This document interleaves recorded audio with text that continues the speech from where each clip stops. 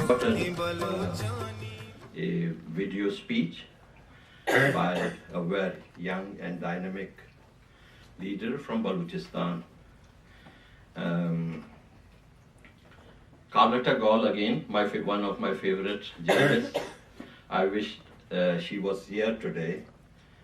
She had written a very interesting book called The Wrong Enemy, in which she said the US attack on Afghanistan was totally uncalled for, and the real enemy was in fact Pakistan. So I think she's one of the few Americans who identify what is the real problem. So Ms. Gall wrote about Brahmdag Bugti, who's the president of the Baloch Republican Party, a successor of Nawab Akbar Khan Bugti, groomed by the elder statesman for a role in politics among so many of his sons and grandsons. Brahmdag Bugti, according to Carlotta Gall, is a slim figure in a dark suit. He could pass for a banker in the streets of Geneva. But in truth, he is a resistance leader in exile, a player in an increasingly ugly independence war within Pakistan. According to Carlotta Gall, Nawab Brahmdag Bugti, along with his family, moved about 18 times over 18 months when they left Pakistan to go to Afghanistan first in exile. There, the family became the target of repeated suicide bomb attacks by the Taliban and Al-Qaeda militants. The family believes these militants were sent by the most well-known organization called the ISI. At least one bomb attack in upscale residential Kabul neighborhood of Wazir Akbar Khan was specifically aimed at Mr. Bugti, according to a Western diplomat and an Afghan intelligence official, writes Carlotta Gall. The manner of his grandfather's death, his call for political opposition to the government, and his youth have won Brahmdag broad support beyond his own Bugti tribe among the educated Baloch middle class and student movements, including journalists like myself. I call myself journalist and I have not been pushed out of Pakistan. I love journalism.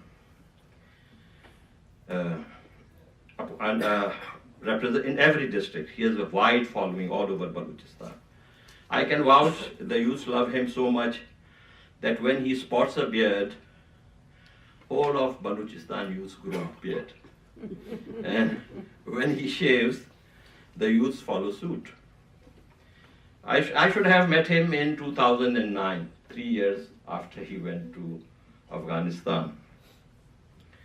But finally, I came to know him in the last 3 months, since June.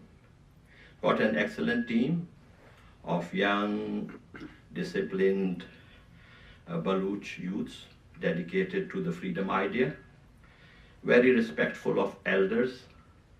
This is what I always thought decent Baloch would be. So he has got a very decent team around him. My friend will show his speech. Good morning. I thank you for asking me to speak on the 10th martyrdom anniversary of Nawab Akbar Khan Bugti, who was an elder Balochistan statesman and former governor and chief minister of Balochistan. He was my biological grandfather and was also the father of Baloch nation.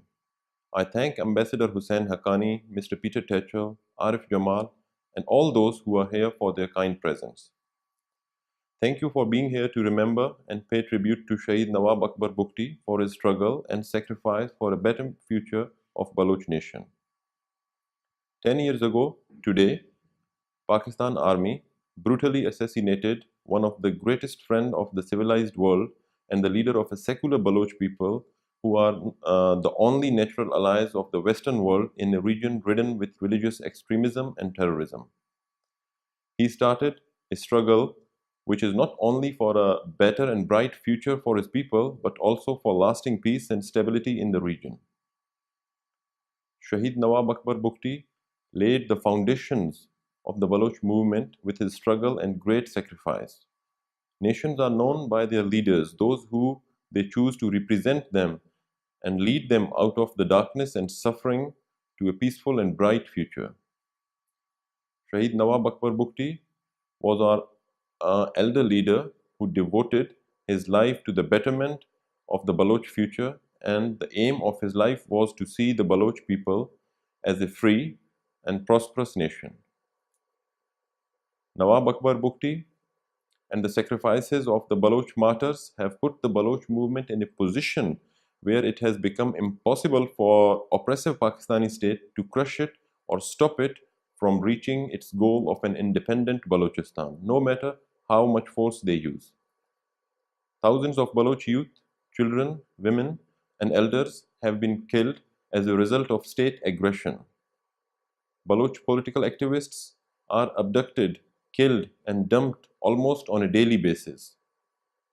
Ambassador Power, during her activist years, had a reputation for giving voice to the voiceless. I really wished she had spoken out on the crimes against humanity and war crimes committed by Pakistan on the people of Balochistan.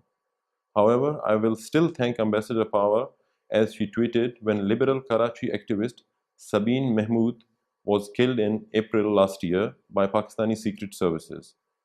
They did not want her to host an event on victims of enforced disappearances in Balochistan and killed her when she defied them.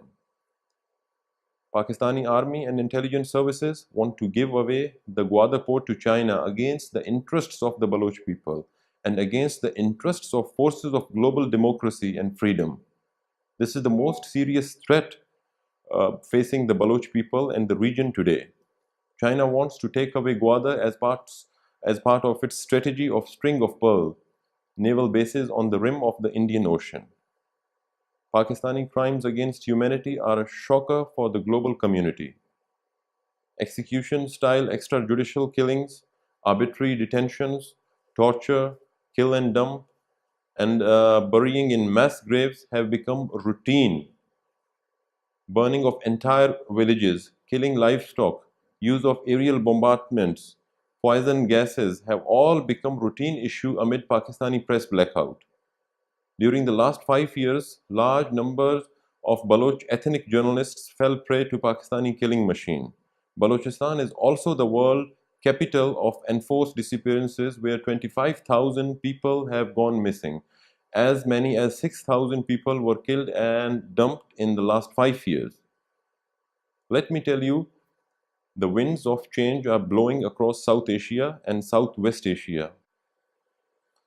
I am thoroughly indebted to the leader of the world's largest democracy, Prime Minister Narendra Modi, for openly condemning Pakistan for its atrocities in Balochistan. Mr. Modi also called for the freedom of Balochistan from the ramparts of the historic Red Fort. Prime Minister Modi has acted to fulfill his international role of responsibility to protect, commonly called R2P, under the new norms of international law. States do have the right to intervene by all possible means when a helpless people, in the case the Baloch of Balochistan, are subjected to war crimes, crimes against humanity, and are facing a genocidal situation. The right to humanitarian intervention as a concept was born out of the tragedies that befell Rwanda and the Balkans a quarter century ago. The expression responsibility to protect was drafted by the International Commission on Intervention and State Sovereignty, ICISS. The report of the ICISS proposed that when a state fails to protect its people, either because of lack of ability or because of a lack of willingness, the responsibility shifts to the broader international community. There is a collective international responsibility to authorize military intervention in the event of genocide and other large scale killing, ethnic cleansing, and serious violations of humanitarian law.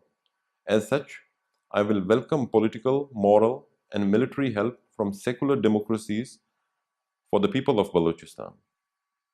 Thus, Prime Minister Modi acted in the spirit of R2P concept when he talked about highlighting human rights violations in Balochistan from the ramparts of the historic Red Fort of Delhi on the Independence Day of India.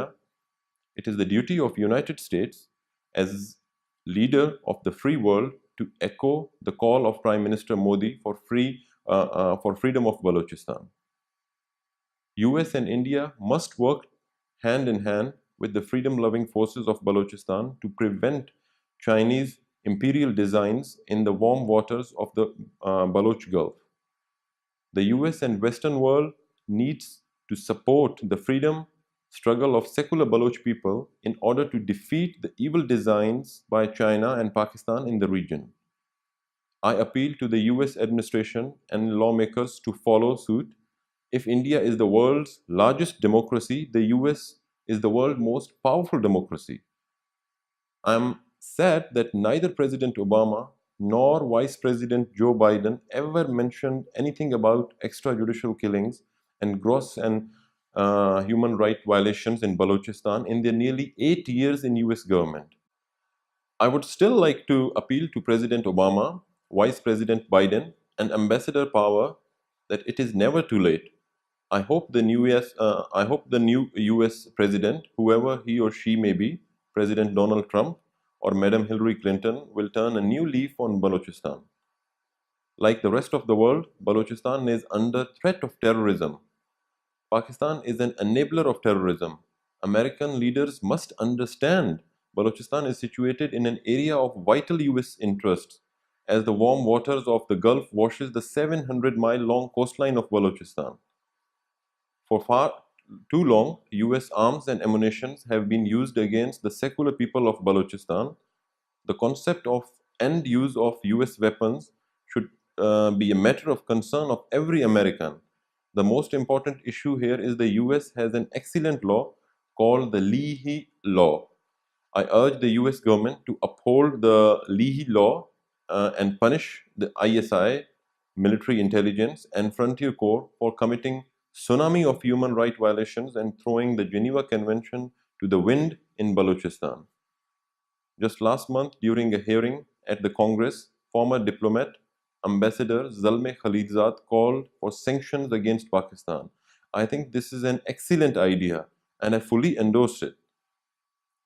I ask my American friends to think that while the army generals were busy in military operation against my grandfather and the Baloch people, at another part of Pakistan, in the city of Abbottabad, the very same army generals were working to provide a safe sanctuary to the worst enemy of United States, Osama bin Laden.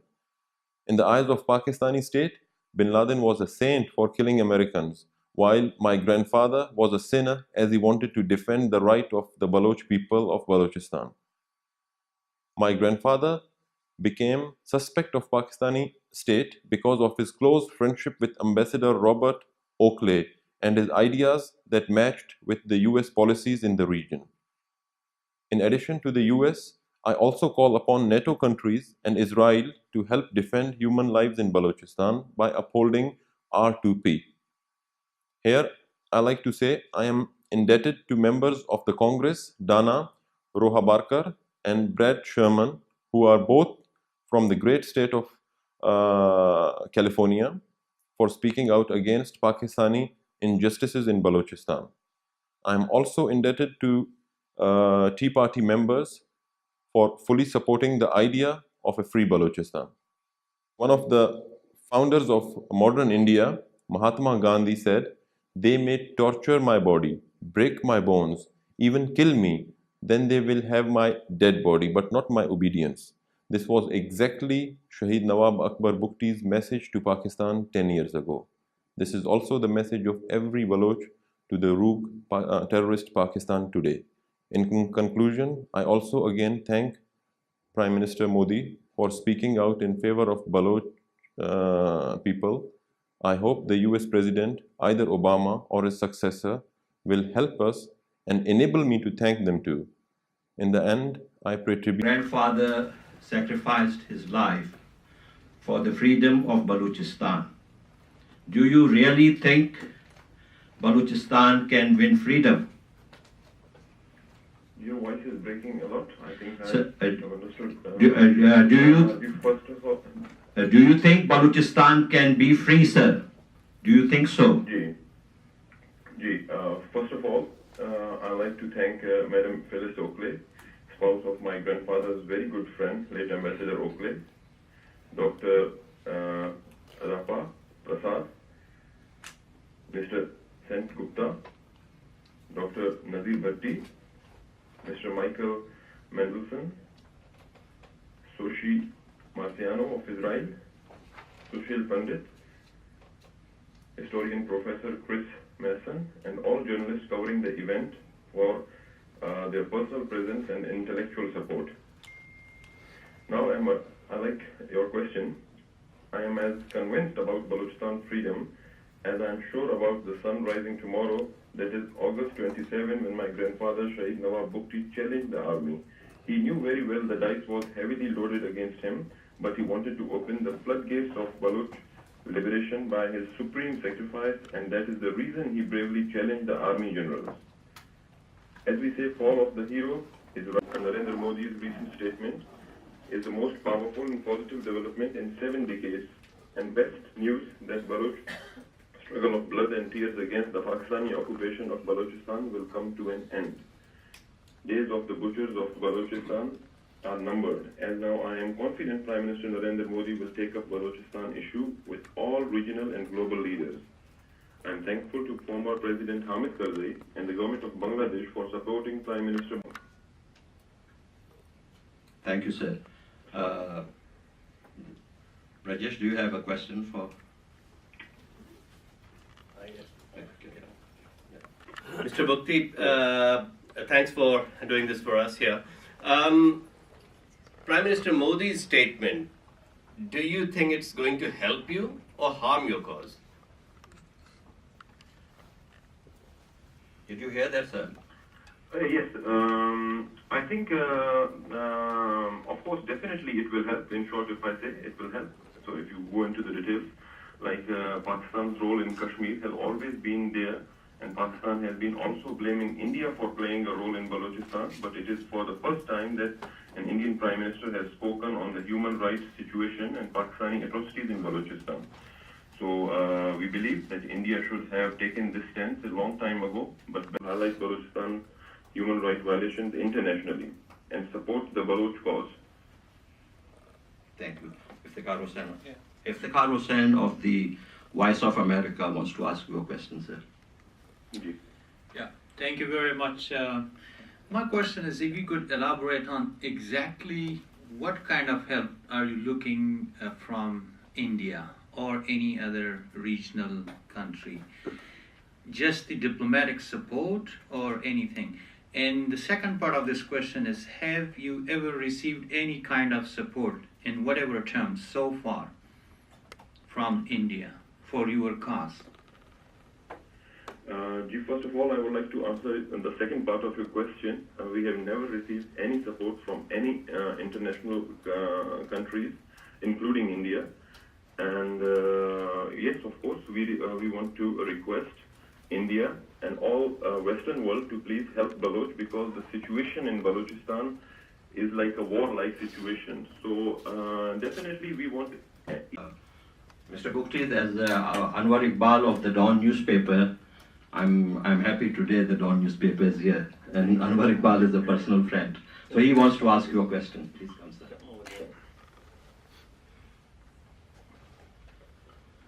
Thank you, Mr. Bugti. Do you still see that a political negotiation is possible with the Pakistani establishment, Pakistani government? Do you see any chance of a political situation to this solution to this situation?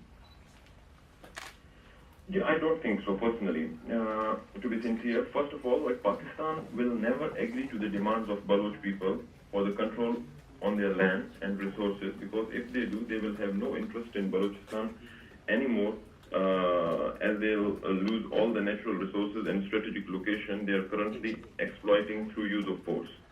Even if a government does agree to give the Baloch all their rights within Pakistan, who will guarantee that the next government, the army chief, will respect the promises of his predecessors?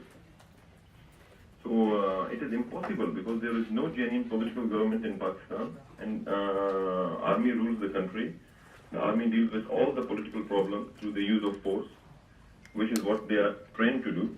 So it is foolish to expect anything from Pakistan anymore, because it will only prolong the suffering of our people. So it has been 70 years, so we are not fools to try our luck again and again in this country. Wajid Ali Sayyid, you want to ask? Wajid? Ji. What's the name of the gentleman? My name? Yeah. My name is Sant Gupta. Yes, sir. Please. Sant Gupta wants to ask you a question, sir. Please. I'm from India and I did not know much about this issue of Balochistan until recently. And I read yesterday in Dawn newspaper, I'm glad there's a gentleman from there, and the article emphasized very clearly that United States has absolutely no interest to get involved. They look at, and State Department looks at, Balochistan issue as a totally internal affair of Pakistan, and the people of Balochistan are simply helpless. So when other questions came earlier, can India help? It's the first time we have a prime minister who is independent, who is not under the influence of many other external forces. So this is the beginning of this whole process.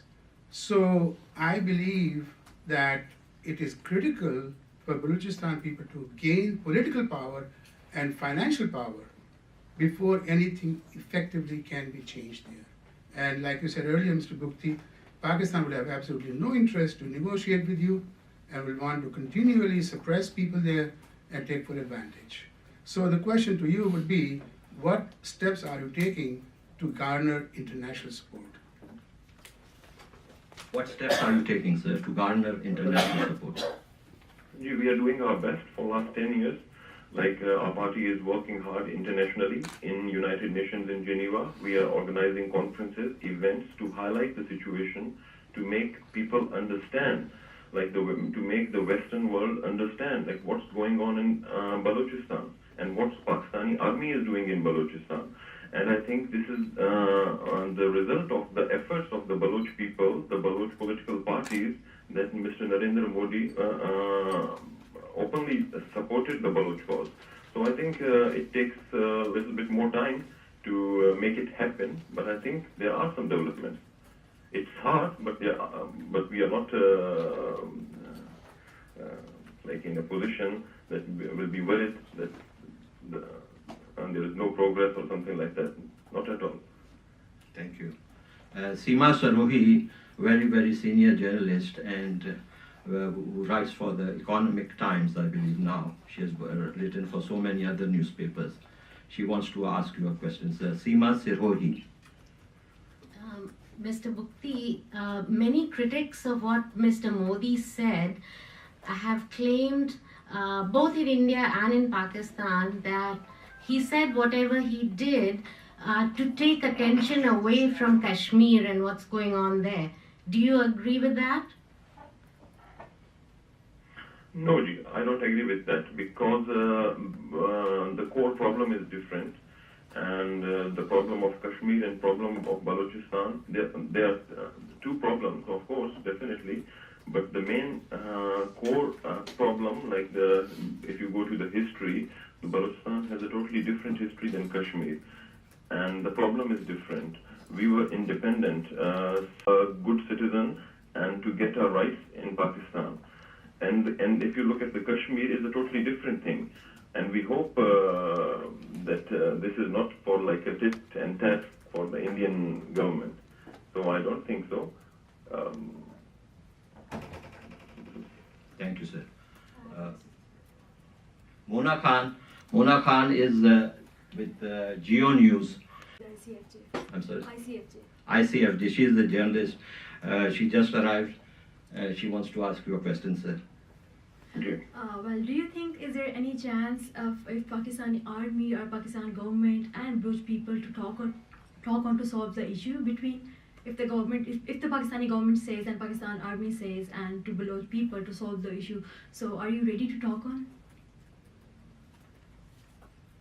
Of course, definitely. We are political people and we want to solve any kind of problem through political and peaceful means. But the demands of Baloch people are totally independent Balochistan, complete independence of Balochistan. There is no way we are going to be a part of Pakistan anymore. We tried our best, 60, 70 years, and a lot of bloodshed, genocide, each and every time when our forefathers requested the Pakistani government or the Punjabi leadership for the rights of Baloch people, we received army operations. So as I said before, we are not fooled to try our luck again and again. And I think that's it. Of course, we are ready to negotiate through peaceful means and settle down each and every problem through dialogue. This is the Pakistani army who uses force again and again to crush the political right and political demand of Baloch people. Thank you. Wajid Ali said. The gentleman from the news, he wants to ask you a question, sir. In fact, I forced him to ask you a question. His name is Wajid Ali Sayyed. Sir, it's good to hear from you. I really don't have any particular question, but since he asked me to ask you something, so you do realize, a learned person like you must realize that there are more international forces involved now, the regional forces especially, including China. With the CPEC kind of projects going on there. How hopeful are you? I mean, since the struggle, as you said, has been going on for the last 70 years, is it not more difficult now? Is it not more economically and otherwise more troubling for you to carry on with the struggle? Thank you. So the question is, with so many international players coming to the Balochistan area and the waters of the Gulf, don't you think that the struggle for an independent Balochistan is far more difficult today than it was in the past? This is what his question is. Not at all. Not at all. Of course, there are some difficulties, as I mentioned already in my video speech. So I think now the Baloch people are more aware of the situation and the struggle movement is very strong than before. So I don't think so. Of course, there are difficulties in each and every struggle, but if you look into on the other side, in Balochistan, people are more aware, and the people, like what I am saying, as I said before, that we don't want to live with Pakistan anymore. This is not my personal demand. Of course, it is also my personal demand, but this is the voice of the whole Baloch nation. I am representing my whole nation. Like a couple of months ago, Prime Minister Nawaz Sharif said, and that they are just fistful of people, and the rest of the whole Balochistan wants to be with Pakistan. They are very happy. So let's do a referendum. Everything will be clear. Under the supervision of United Nations, under the supervision of Western powers, do a referendum and look at the results. How many people want to live with Pakistan? Everything will be clear. So this is, I think, a good step that the whole Baloch nation is aware of the fact, aware of the situation. So there are some difficulties. I am totally agree, but I think the Baloch struggle will overcome that. Thank you. Also, Mr. Bugti, I have two more questions. I believe if someone else wants to ask, I think I will also let them. But first, I will ask Brajesh Upadhyay of the BBC. He wants to ask a second question. Mr. Bugti, you talked about Baloch struggle and Baloch nationalism. When you talk about the Baloch nation, do you also count the support of the sizable number of Pashtuns who live in Balochistan? One. And two, when you talk more and more about the support from Prime Minister Modi, aren't you in a way alienating the civil society of Pakistan who may have been sympathetic to your cause, but at the same time, this comes more as an India-Pakistan rivalry than a Balochistan issue? First of all, I think I am not representing Pashtun people, and the part of Pashtun in Balochistan belong to them, not for like last 50 years, but for last thousands of years, and I have nothing to do with that. I am only talking about the Baloch people, the Baloch land, and the Baloch masses. So secondly, I think, sorry, could you again repeat the second question, because I didn't heard. Yes, By- just hold on a second. By talking more and more about India's support, isn't he alienating the civil society of Pakistan? He is asking, sir, that when the Baloch leaders praise Sri Narendra Modi for rightly supporting a people who are facing genocide, wouldn't that antagonize the civil society in Pakistan? Wouldn't you, by your praise of Prime Minister Modi for his voice to end the genocide in Balochistan, by welcoming that support of Mr. Modi, aren't you antagonizing the other sections of civil society in Pakistan? This is his question. What do you say? What has the role of the civil society in Pakistan has been? Right, I understand. Now I understand, Ji. I think the first thing is, like the rest of the Pakistani society already alienated Baloch people. Not now, but for years. Just speaking a little bit is not enough. As I said before, there is a genocide going on. No one is able to speak. No one is able to take stand.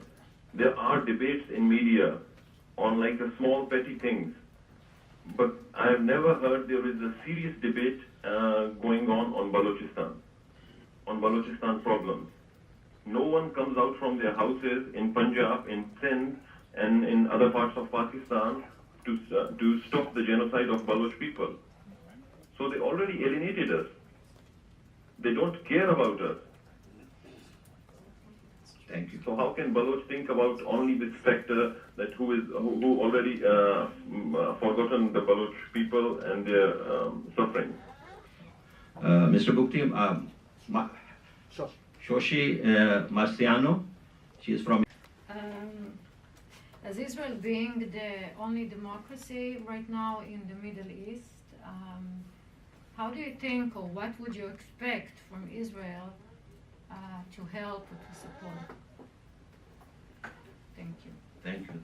She's asking, what are your expectations from Israel, since they are the only democracy in the Middle East and Balochistan is in the neighborhood of the Middle East? What are your expectations from Israel?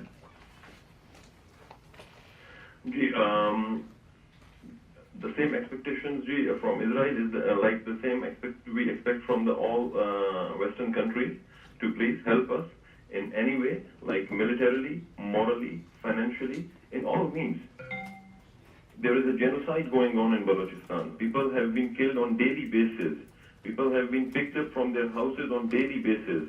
So this is the responsibility of all world powers to intervene in this situation.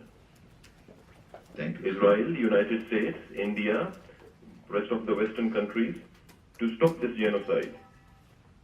Thank you. Sir, Lalit Jha of the Press Trust of India, he has a question for you. Lalit Jha of the Press Trust of India. Hello, Mr. Bugti. What's your future course of action from now on? What's your plan of action? I think this is the same question I'm answering again. Like, as I said, that we are struggling internationally and in Balochistan. So our main focus is to highlight the situation, to make the world understand. Like, Americans are supporting Pakistan financially and militarily, and the same military aid is have been used in Balochistan rather than using against the extremist groups. So we want and we are trying our best to make the US government understand, to stop that aid or make it conditional, and to make the rest of the world aware of that, what's the reality going on there, and to take a stand.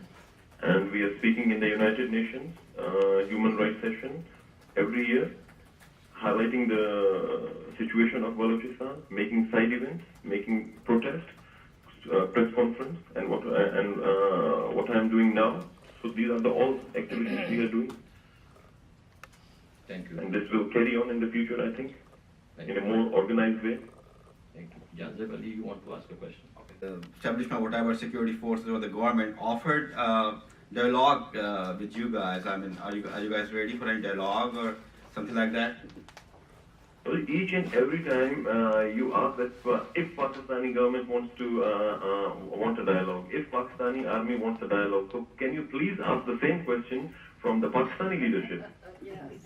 Yes, amen. Why not? Every time you ask us that are you ready for dialogue, but you never ask the same question from the powerful, who is using force, who is killing the Baloch for years. If you cannot do that, so please highlight that you are not able to, you are not allowed to. Madam Phyllis Oakley, do you have a question? Chandler is a Yale University professor. Article in the Washington Post about a tribal area in Pakistan that was suffering oppression from the Pakistani government. I don't recall the name of the tribe, but I'm wondering if you are in solidarity with other peoples within Pakistan who are also suffering oppression. I was asking about which we also call Pashtunistan, whether there was a tribe which is facing a lot of difficulties. Do you want to express solidarity with those Pashtuns?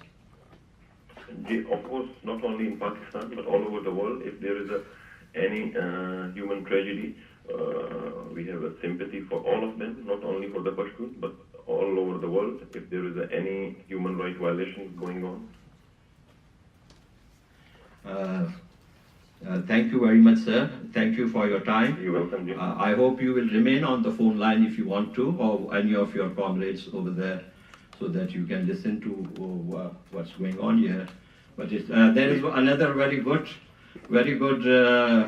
professor, I would say professor, Dr. Robert Darius. I'm not sure whether I should call him Baloch or American, but he will explain it himself. I thought he was an American, but when I came to know he's a Baloch. So it's Dr. Robert Darius. He's coming to ask you a question. Thank you very much. Yes, my father was full-blooded Baloch. I'm half Baloch, half Farsi, but I'm an American citizen. I'm proud of it too. Right.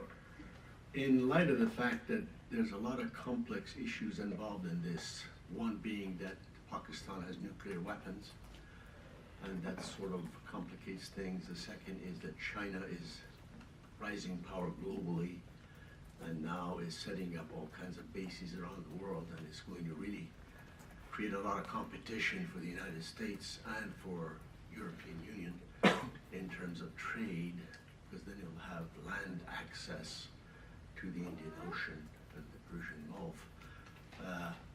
With these things going on, and also the fact that we say never again, but we don't do anything about never again. The Israelis mentioned the Holocaust. There's all kinds of human rights violations going on around the world. How can we address this issue and make the Congress more aware of the fact that we have with us a wonderful lady here who supports human rights issues on the Hill? We need awareness in Congress on the human rights violations, and the fact that the politicians in the United States say they want to get rid of terrorism or reduce terrorism, but in fact human rights violations increase sense of insecurity and terrorism. We're creating terrorists when we support dictators in Pakistan and other places. if we really want to reduce these tensions and sources of terrorism, what we need to do is address human rights issues. We're acting like ostriches. We put our heads in the sand and we support all these dictators, two-bit dictators, who cause us a lot of problems in the long term. We have to take a stand, a moral stand as Americans, that we are here for the ideals of freedom and democracy. And that means more to us than selling guns, than providing international military education and training to the Pakistanis, or providing FMS to the Pakistanis. We're guilty of it. We're short. We look at the immediate present, and we lose context of the long-term implications of what we're doing. Thank you, sir. Thank you. Thank you. Mr. Bugti, Ambassador Hossein Haqqani just arrived, and he will be speaking after a short break. But there is one question. May I know your name? Sayyid. Sayyid. Sayyid. From what newspaper? Individual. I'm sorry. I think we had enough of questions. Just one question, sir. Thank you very much. Yes, you can listen to our talk. Thank you, sir. Okay, thank you. America को गाली story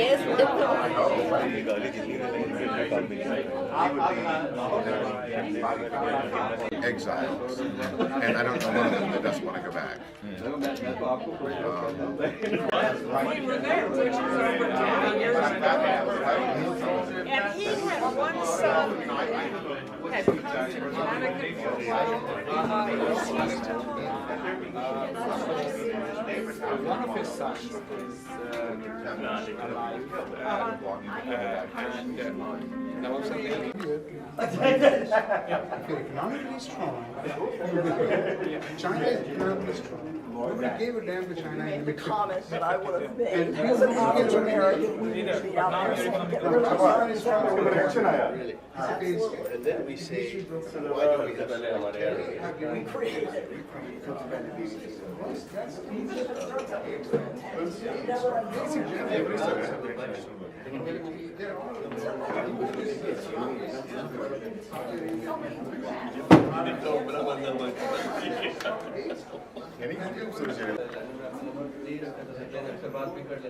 पीछे तो मेरी rule होगी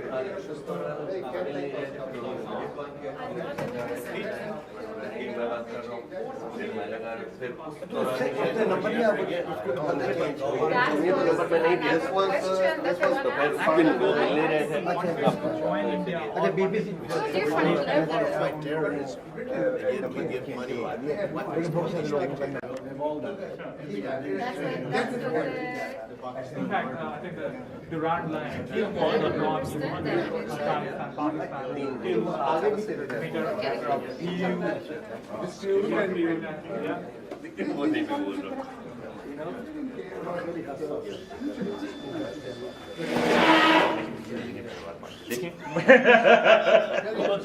चुका था कि आप सही जगह चले गए देखो यार ये गलत है सरदार ये बनाई हो पहले साहब पहला क्वेश्चन जो उन्होंने मेरे से पूछा मैं भी उम्मीद नहीं कर रहा था कि आप सीधा मेरे पर आ रहे मैंने तो सोचा भी नहीं था तब तक आप वहाँ खड़े हो गए मैंने फिर सवाल देखो मैं भी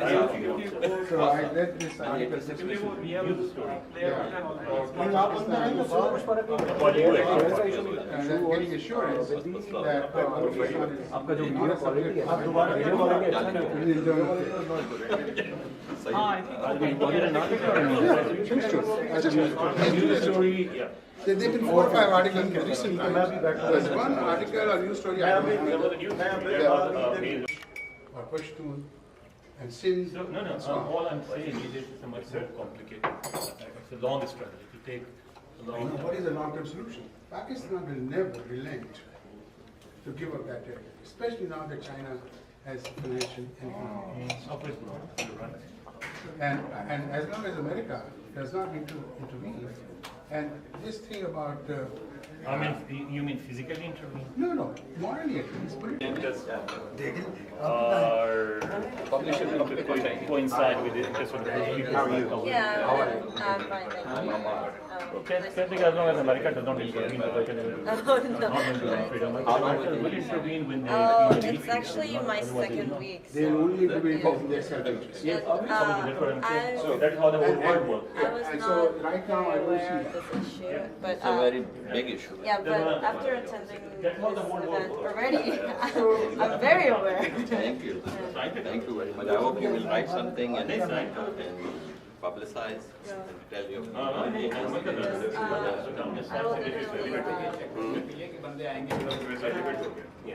Right. We are about to resume. I have a very distinguished speaker today. His name is Ambassador Hussain Haqqani. Mr. Haqqani is a former ambassador of Pakistan to the United States, 2008 and 2011. He is currently a senior fellow and director for South and Central Asia at the Hudson Institute and co-edits the journal Current Trends in Islamic Ideology, published by Hudson Institute's Center for Islam, Democracy and Future of the Muslim World. He has been rumored to have authored the Kerry-Lugar bill. He can answer that question himself. But the bill was a very good bill because it sought to divert US assistance to the civilians, not to that big stomach generals, bigger than mine. And he and Kerry-Lugar bill, and also the paper, among his many sins, quote unquote, also the paper that sought to make the ISI subservient to civil authorities in Pakistan. It's a shame that he took grave personal risks to safeguard democracy and rule of law in Pakistan, but politicians there from the two major parties, Pakistan People's Party and the Pakistan Muslim League, distanced themselves from his principal stand just because they were subservient to the army GHQ. I would now not stand in the way of the most distinguished speaker, Honorable Excellency Ambassador Hussain Haqqani. Thank you very much for that very kind introduction. Let me just begin by saying that I come to this event organized by the American Friends of Balochistan as a Pakistani friend of Balochistan. I'm a Pakistani, and I, like many Pakistanis, would like to see a civilian, democratic, politically stable, and economically strong Pakistan that guarantees rule of law and rights to all its component ethnicities and nationalities. A Pakistan that is at peace with itself and its neighbors. Obviously, that goal is not shared by Pakistan's national security establishment, which prefers to make Pakistan a safe haven for militants because it wants to pursue a policy of militarism. I understand and sympathize with the sentiments and feelings of my Baloch brothers. I am really honored that I have been invited here today, and I watch with great appreciation the efforts of Mr. Ahmad Masti Khan, who, against all odds, tries to keep the issue of Balochistan from his perspective alive in this city, where Balochistan is often ignored. Henry Kissinger once remarked in the 1960s when he was asked, what do you think about Balochistan? Balochistan was having one of its several insurgencies at that time, and he said, I wouldn't think of Balochistan if it hit me in the face. So basically that realpolitik approach has resulted in totally ignoring Balochistan and several other parts of Pakistan. The assumption in Washington is that as long as we are in contact with Rawalpindi and Islamabad, all is well in Pakistan. it is not. Instead of using force against the Baloch, it would be best for Pakistan to recognize the sentiments and aspirations of the Baloch people. It is tragic that those who advocate talks with globally recognized terrorists such as the Afghan Taliban have an intransigent position when it comes to engagement with the leaders and people of Balochistan. Only a few days ago, in Pakistan's major newspaper Dawn, Pakistan's Federal Minister for Ports and Shipping, Mr. Hasil Bizenjo, acknowledged that if a referendum were held in Balochistan today, the militants would win. He added that there will be no referendum, implying that the status quo would prevail through force.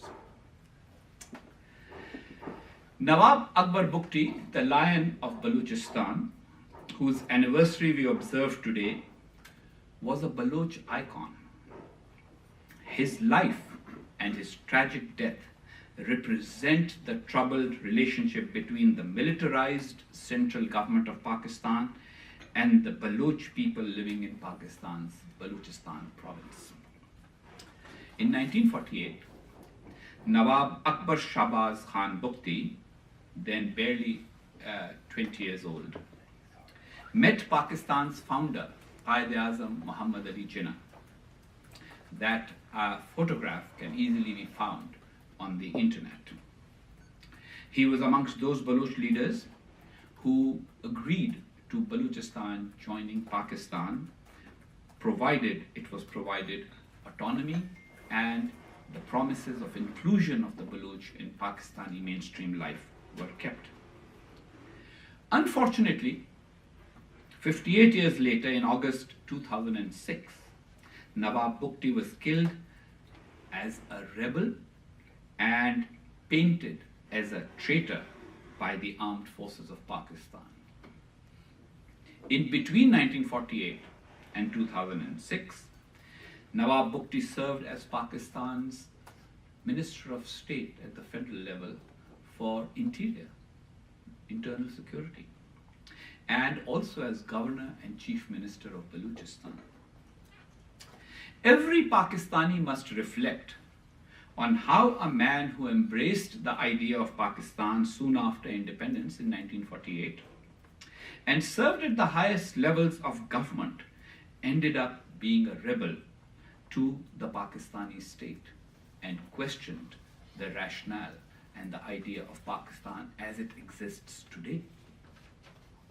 We can either be arrogant and dish out labels of treason without trials, or act to ensure that other ethnic groups and nationalities within Pakistan, other than the majority Punjabis, are not pushed to the wall.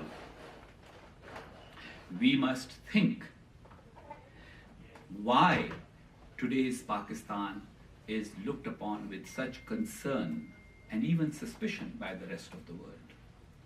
We should examine why it is possible for Pakistan's armed forces to shut down the offices of Karachi's main political party, MQM, overnight, while they keep saying that they cannot shut down the offices of groups, terrorist groups that have been declared terrorist by the United Nations, and why that would take time. Offices of Lashkar-e-Taiba, Jaish-e-Mohammed, even Ahl-e-Sunnat wal-Jamaat and Lashkar-e-Jhangvi continue to function under different names. And they cannot be shut because Pakistan's military says we need more capacity before we can act against them. And yet, a political party representing a major ethnic group can be shut down in that manner. Similarly, the oppression of the Baloch, which is a almost daily occurrence. Several Baloch political parties, including the political party founded by Nawab Akbar Bugti, the Balochistan, the Baloch Republican Party, they are not allowed to operate. So my question to the Pakistani state and all my fellow Pakistanis who look upon critics of the Pakistani state as somehow anti-Pakistan, we are not anti-Pakistan. We are just critics of a wrong policy. we see it as wrong for Pakistan and its 200 million people. That you can shut down representative organizations, you can force representative leaders into exile and then try to hound them, and you do not act against globally recognized terrorists. The transformation of erstwhile East Pakistan into Bangladesh should be a lesson on the limits of military power in building a nation or keeping a country together. Countries are kept together by the will of their people. They need to be kept together by healing wounds rather than inflicting wounds on different communities. Pakistan's history is replete with mishandling of various ethnicities and nationalities. Pashtun leaders like Bacha Khan, Abdul Samad Achakzai, and Khan Abdul Wali Khan. Bengali leaders like AKM Fazlul Haq, Hussain Shahid Swarwardi, and Sheikh Mujibur Rahman, as well as Sindhi and Mahajir leaders have been labeled traitors when they disagreed with the overly centralized Pakistani state and advocated alternative policies than those embraced by Pakistan's post-British establishment. Unfortunately, the Pakistani establishment has received sustenance and support, extensive sustenance support to the tune of $40 billion from the United States. All of you who are sitting here, who are American taxpayers, should be concerned that this policy is sustained through American assistance instead of helping Pakistan transform into a people-friendly government or nation.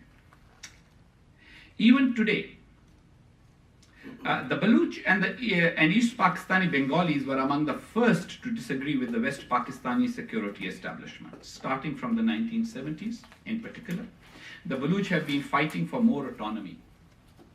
Their struggle has been brutally suppressed by the Pakistani state. I will admit that there are Baloch who are now disillusioned to the point of demanding separation and independence from Pakistan. I may not agree with all of them, but I must recognize how they feel and why. Balochistan is geographically the largest of Pakistan's 4 provinces, but it is the least developed. Pakistan is urbanizing quickly, with 40% of its population now living in urban areas, but 75% of Balochistan remains rural. Pakistan's overall literacy rate now is 57%, which, by the way, is a shame in itself, because at the time of partition, Pakistan's literacy rate was 15%, India's was 18%, today India's is 77%, Pakistan's is 57%, what was a 2% difference has become a 20% difference. So for those Pakistanis who always compare with India, they need to reflect on this. But more importantly, while Pakistan's literacy rate is 57%, the literacy rate for Balochistan is only 26%, barely 15% for females. And the issue is not, as it is often painted, the cussedness of the Sardars. It is actually the inavailability of resources and the lack of investment in primary education. If you see the pictures of schools in Balochistan, you will realize that they are not a patch on the schools that are provided for the rest of the country. 22% of Pakistan's overall population lives below the poverty line. But in Balochistan, those living below poverty, and in Pakistan, by the way, poverty is defined by those households that live on less than $1 a day. So you can imagine it's a pretty low line anyway. 50% of Balochistan's population lives below the poverty line. Urban unemployment in Balochistan is twice the percentage of the rest of Pakistan. Balochistan provides 40% of Pakistan's energy needs and 36% of its gas production, along with minerals. And yet, 47% of Balochistan's households have no electricity, and only 25% of Balochistan's villages are electrified. Now, on the side of human rights violations, according to the latest US Department of State Human Rights report on Pakistan, and I quote, "Security forces committed extrajudicial killings in connection with the conflict in Balochistan," unquote. Another quote from the report, "The most serious human rights problems were extrajudicial and targeted killings, disappearances, torture, lack of rule of law, including lack of due process, poor implementation and enforcement of laws, and frequent mob violence and vigilante justice and sectarian violence, all of which was in heavier doses in Balochistan than the rest of Pakistan." In a report in 2014, the International Crisis Group pointed out that Pakistan's policy in Balochistan has been one of brutally suppressing the Baloch insurgency instead of trying to understand and accommodate demands for political and economic autonomy. According to the Human Rights Commission of Pakistan, the last few years have seen a rise in civilian casualties in Balochistan because of operations by the security forces. Even the government is forced to acknowledge that its conduct in Balochistan has been far from exemplary. According to a 2014 report by the Balochistan government's Home and Tribal Affairs Department, over 800 bodies were found in the province over a period of 3.5 years. Bodies that had been basically people that had been killed and dumped. 466 victims were identified as ethnic Baloch. More than half of those dead bodies belonged to ethnic Baloch. 123 as ethnic Pashtuns and 107 from other ethnicities including the Hazara. Even at the end of the year, 107 bodies were unidentified because they had been disfigured to the point of making it difficult to identify them, or members of their families were in hiding because of the Pakistan military operation and therefore were unable to come and identify those dead bodies. Of the 466 Baloch killed in the province, most were, and this is not me saying, this is the government of Balochistan's Home Department's report of 2014. Of the 466 Baloch killed in the province, most were political workers, meaning activists of various Baloch nationalist political parties. Balochistan comprises 43% of Pakistan's land area and 7% of Pakistan's population. But the representation of the Baloch in Pakistan's institutions is not proportional even to their relatively small number. According to a report by Pakistan Institute for Peace Studies, as of 2005, there was not a single Baloch at the head of the top 200 businesses in Pakistan, not one Baloch ambassador, and only 502 Baloch were recruited in the army on average a year, or people from Balochistan. According to reports by Pakistani experts and the International Crisis Group, as of 2006, there were only 15,000 Baloch in the 550-strong Pakistan army, excluding paramilitary forces, approximately 1.3% of the army. Consider the fact that the province of Pakistan, that accounts for 54% of the country's population, provides 72% of the soldiers of the army.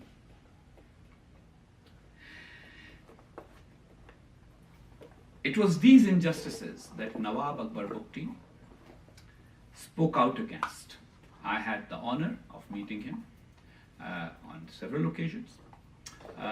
In fact, as a very young man, he once asked me to consider working with him when he had been elected as Chief Minister of Balochistan. He was a giant of a man, very knowledgeable, very widely read, but concerned about the tribe that he saw himself as the guardian and patriarch of, the Bugti tribe, but at the same time also of all Baloch people. He often paid attention to every literate Baloch that came his way.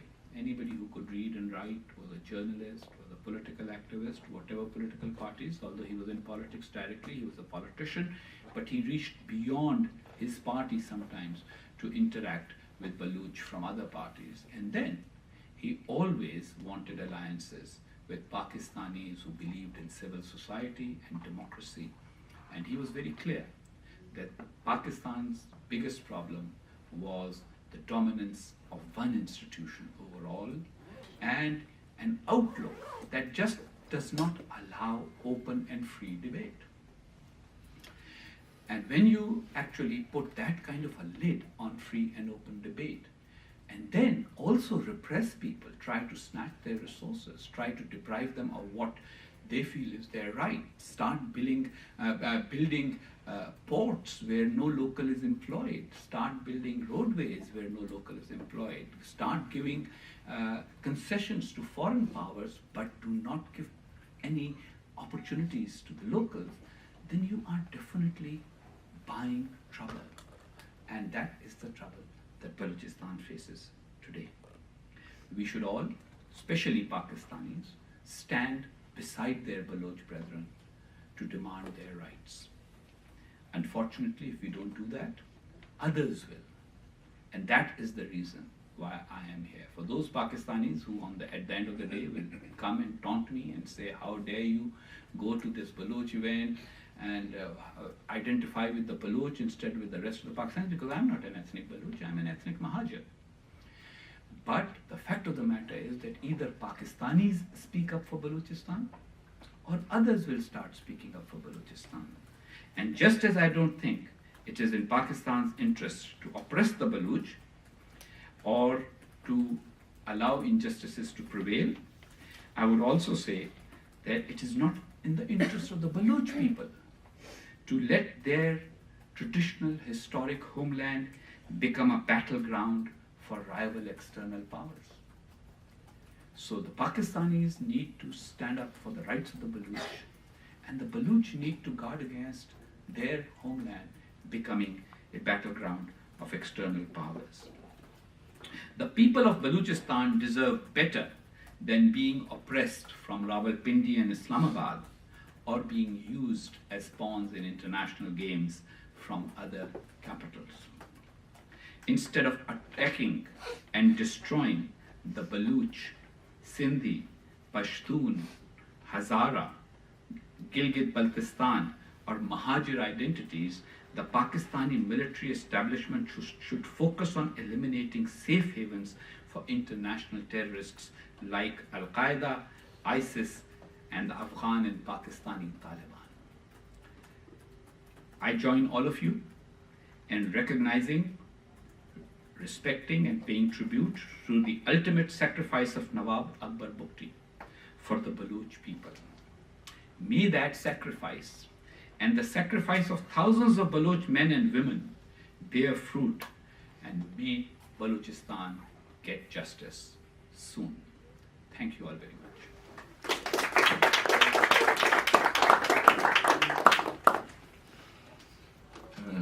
Thank you, Ambassador Akhani. We are grateful for your prayers. We do think that when it is genocide happening, then it is the business of everyone to intervene.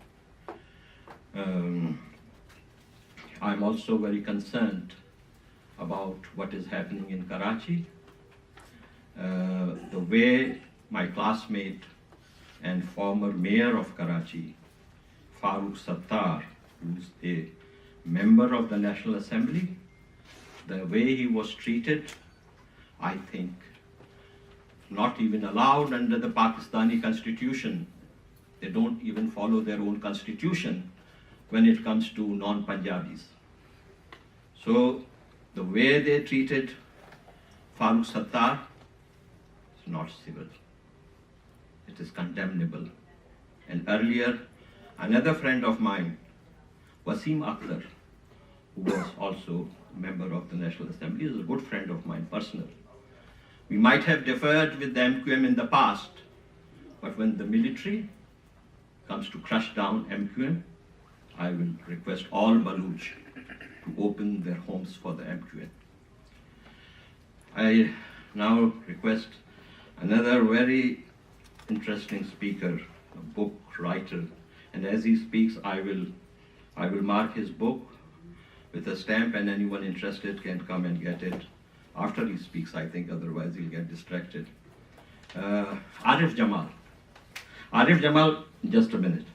Arif Jamal is a journalist and author of Call for Transnational Jihad, Lashkar-e-Taiba 1985 to 2014. This is the first detailed study of the terrorist group, which is based on his research is based on primary sources. He is also the author of Shadow War, The Untold Story of Jihad in Kashmir. The book profiles and analyzes the history of the jihad in Kashmir and the role of Pakistan Army in shaping it since 1988. He has a master's in international relations and has been a fellow at distinguished institutions, including the World Press Institute, Harvard University, Cambridge, USA, and the University College of London, United Kingdom. He continued his research on modern Salafism and Salafist jihad in South Asia and its links with Saudi Salafists. But most importantly, to me, he is one of the few brave Punjabi scholars who writes bravely without fear against Pakistan Army. So I'm indebted to him. Please come.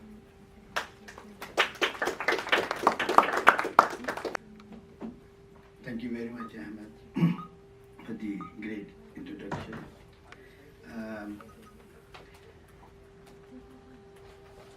Good morning, and thank you for being here.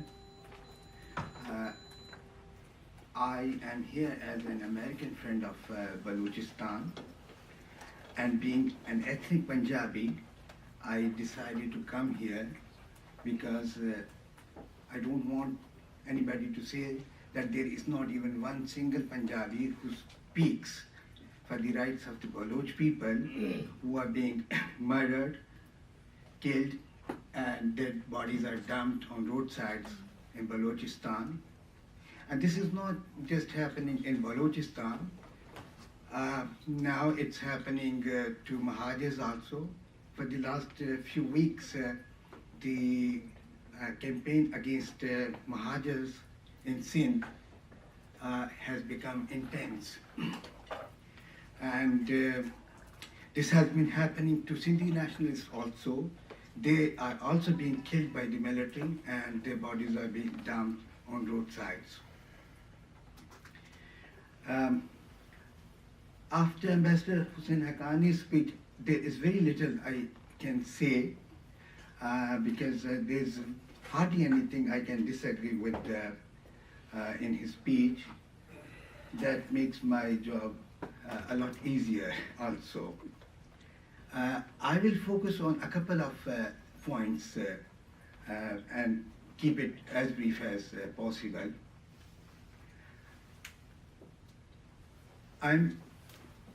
The Baloch people have been demanding their rights and protesting against the occupation from the beginning, and their movement has been passing through several stages, and sometimes they became violent, sometimes peaceful. But the current during the current phase, the military has decided to fight the Baloch movement for their rights with two prongs. One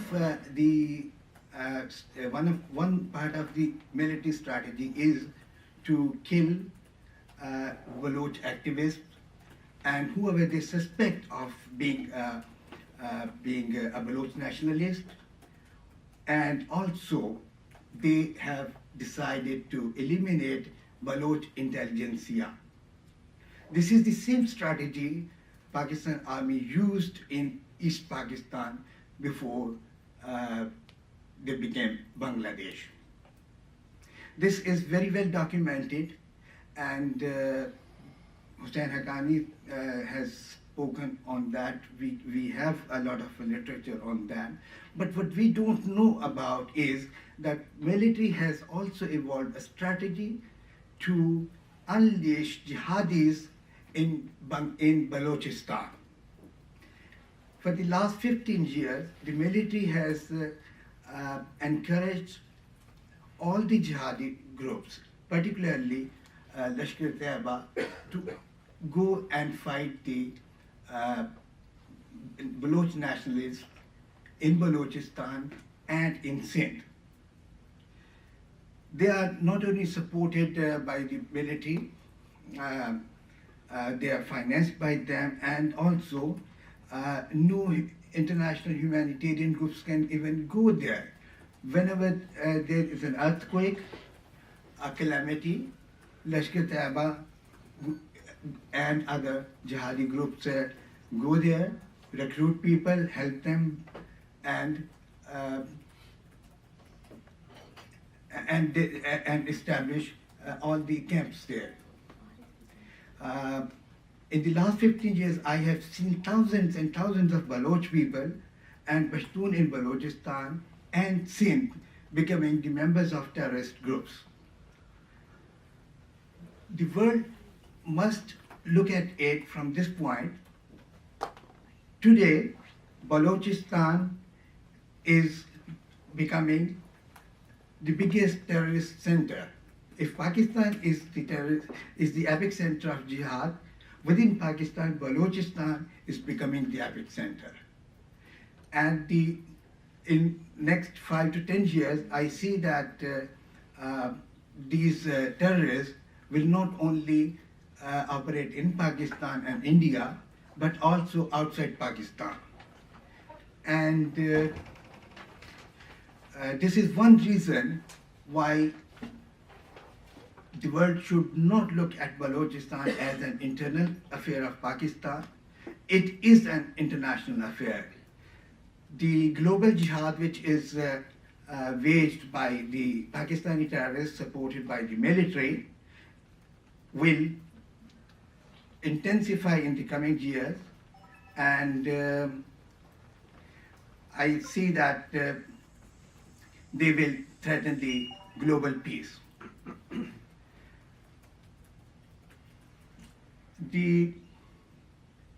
As an American taxpayer, and many of you are American taxpayers, we should demand that Americans should stop helping a military which is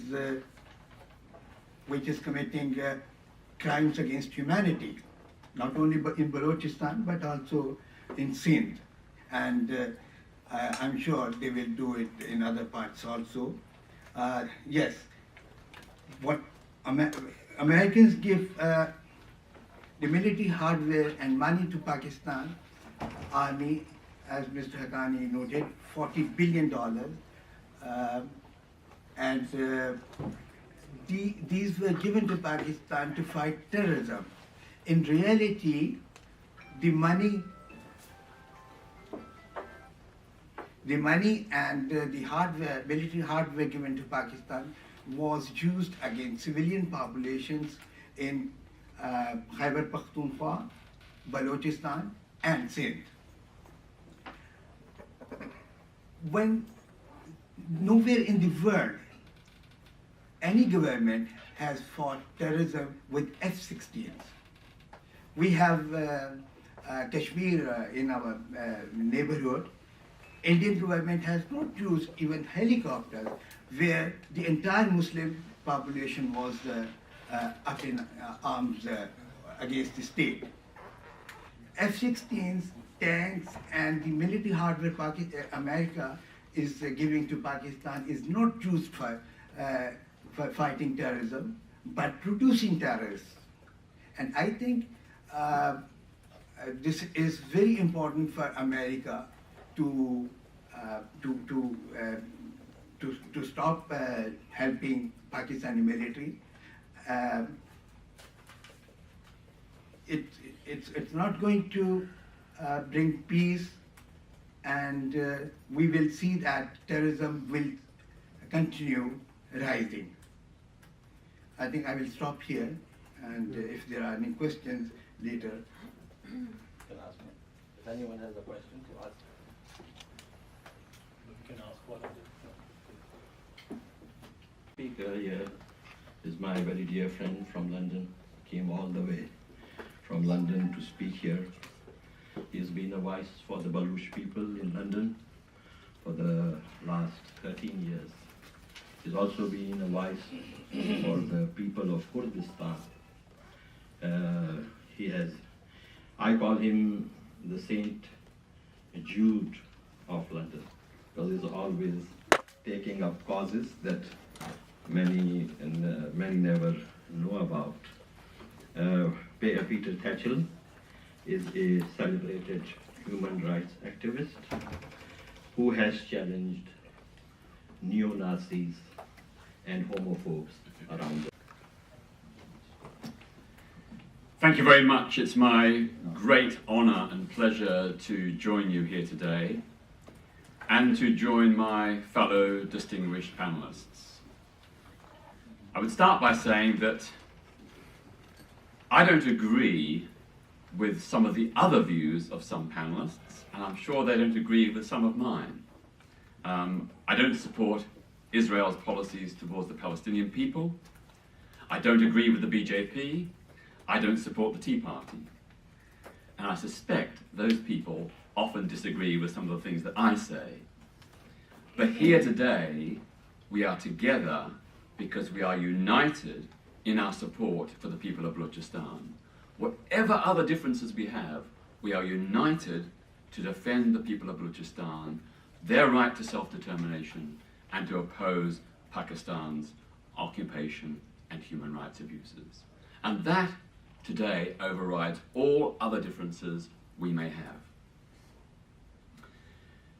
We are standing here in defense of the United Nations Charter and international human rights law against Pakistan's sustained and persistent violation of humanitarian norms. We're here in Washington, D.C. today, so our immediate appeal is to the US President and Congress. To echo the contributions of other speakers, we are urging the implementation of the Leahy Law, a law that prohibits the US government and military from providing military assistance to armed forces that abuse human rights. As we've heard, the US supplies F-16 fighter jets and Cobra attack helicopters that have been used to bomb and strafe civilian populations in Balochistan. Quite clearly, the United States is aiding and abetting war crimes and crimes against humanity. That is a shameful thing for the world's greatest military superpower, which claims to be a democracy and a defender of human rights. There's also, as we've heard, overwhelming evidence that the Pakistani Inter-Services Intelligence Agency and military are guilty of some of the most gross human rights atrocities in Balochistan, which are clearly in violation, in contravention of the principles of the Leahy Law. So all we're simply asking is for the US to honour its own legislation, to implement that legislation in accordance with its own agreed principles, to make the Leahy Law applicable to Pakistan. We're also urging a US congressional fact-finding mission to Balochistan to investigate and secure independent evidence of the terror tactics being used by Pakistan against the Baloch civilian population. We want to ensure that the US Congress lives up to the principles of human rights that it espouses by going to Pakistan, by insisting to Islamabad that it must have access to investigate for itself what is happening on the ground in Balochistan. The US must insist. It must insist that Islamabad allows access to Balochistan, not only for its own fact-finding mission, but for human rights defenders, journalists, and aid agencies, all of which are currently blocked by Pakistan. We further urge that human rights organizations in the US assist the Baloch people to bring legal proceedings against Pakistani officials who are responsible for war crimes and crimes against humanity in Balochistan. Specifically, to take action under the US Alien Tort Statute, which allows for the prosecution in the US of human rights abusers worldwide. Key targets for these proceedings under the Alien Tort Statute must include the former military dictator General Pervez Musharraf and the former head of the Southern Command Corps, Lieutenant General Nazir Janga. It's also time for an exploration of the opportunities and possibilities of legal proceedings via the International Criminal Court, the Convention Against Torture, and the Geneva and Genocide Conventions. These international statutes exist and have existed for decades. They can and should be applied against the Pakistan state and military. And we need legal experts and human rights defenders here in the United States to step up to the mark to enable and empower Baloch activists and victims of human rights abuses to take those legal proceedings in the US and other international courts. Additionally, it's well timed that the United Nations appointed a special rapporteur on Balochistan. There are special rapporteurs on all kinds of conflict zones and countries where there are human rights abuses. Why not on Balochistan? A UN rapporteur could, as in other scenarios, be there to document, monitor, and expose human rights abuses and report those to the Human Rights Council and to the General Assembly, and to alert the world to what is happening in Balochistan, and at the same time to shame Pakistan and to press Pakistan to halt its human rights abuses in Balochistan. Furthermore, as we have heard already, we appeal to the United Nations to press Pakistan to allow a referendum on self-determination under UN supervision in accordance with the UN Charter, which enshrines the principle of self-determination as a fundamental principle in international human rights law. There is also a strong moral and political case for a campaign of boycott, disinvestment and sanctions against Pakistan, targeted specifically at the political and military elite who are involved in the perpetration of the occupation of Balochistan and the consequent Pakistani atrocities committed there. Boycott, disinvestment and sanctions is a legitimate, non-violent method to defend the oppressed.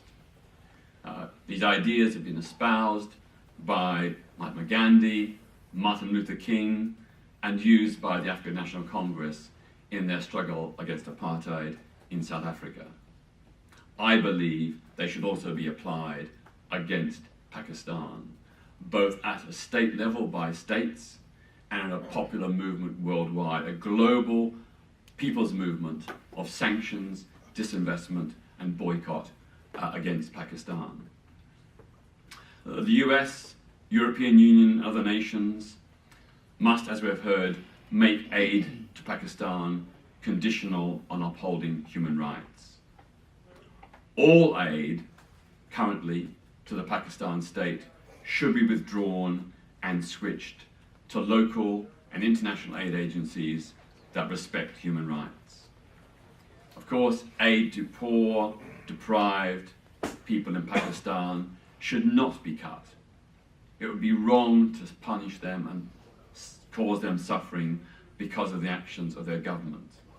So we shouldn't seek to cut aid to Pakistan, we should seek to switch it to punish and deter the state and the military, but at the same time ensure that that aid goes to agencies that do not violate human rights, so that the poor and vulnerable people in Pakistan, that their livelihoods are protected. Finally, Pakistan must be pressed in the US Congress, the European Union, the United Nations, and international human rights forums to agree a pathway to peace and self-determination for Balochistan. Some years ago, a group of Baloch activists drew up a plan, a draft plan, for a negotiated, lasting political and military settlement, modeled on peace processes that were used in the past in other conflicts. And the 6 key principles of this draft Freedom Charter are as follows. First, a ceasefire and the cessation of all military operations, the withdrawal of troops and paramilitaries to barracks, and a halt to the construction of new military bases and outposts, with independent monitoring and supervision by UN observers and peacekeepers. Second, the release of all political prisoners and a full account of the fate of all disappeared persons. Third, open access to all parts of Balochistan for journalists, aid agencies, and human rights organizations. Fourth, the right of return of displaced refugees, the restoration of their property, and compensation for losses caused by the conflict. Fifth, an end to the inward colonization of Balochistan by non-Baloch settlers. And sixth, and finally and most importantly, a UN-supervised referendum on self-determination, offering the people of Balochistan the option of independence. Now those are a draft set of proposals. They're open to negotiation and discussion, but I think they point in the right direction to de-escalate the conflict and move towards a political settlement. As we've heard earlier today, some people say that Balochistan can never win its independence. I don't believe that's true. Many people said the same of East Timor, occupied by Indonesia, and of Vietnam, occupied by the United States. But both these tiny, impoverished countries eventually did win their independence against far larger, wealthier, and more powerful nations. They showed that David can defeat Goliath. The freedom of Balochistan has been long delayed, but it cannot and must not be denied. Thank you.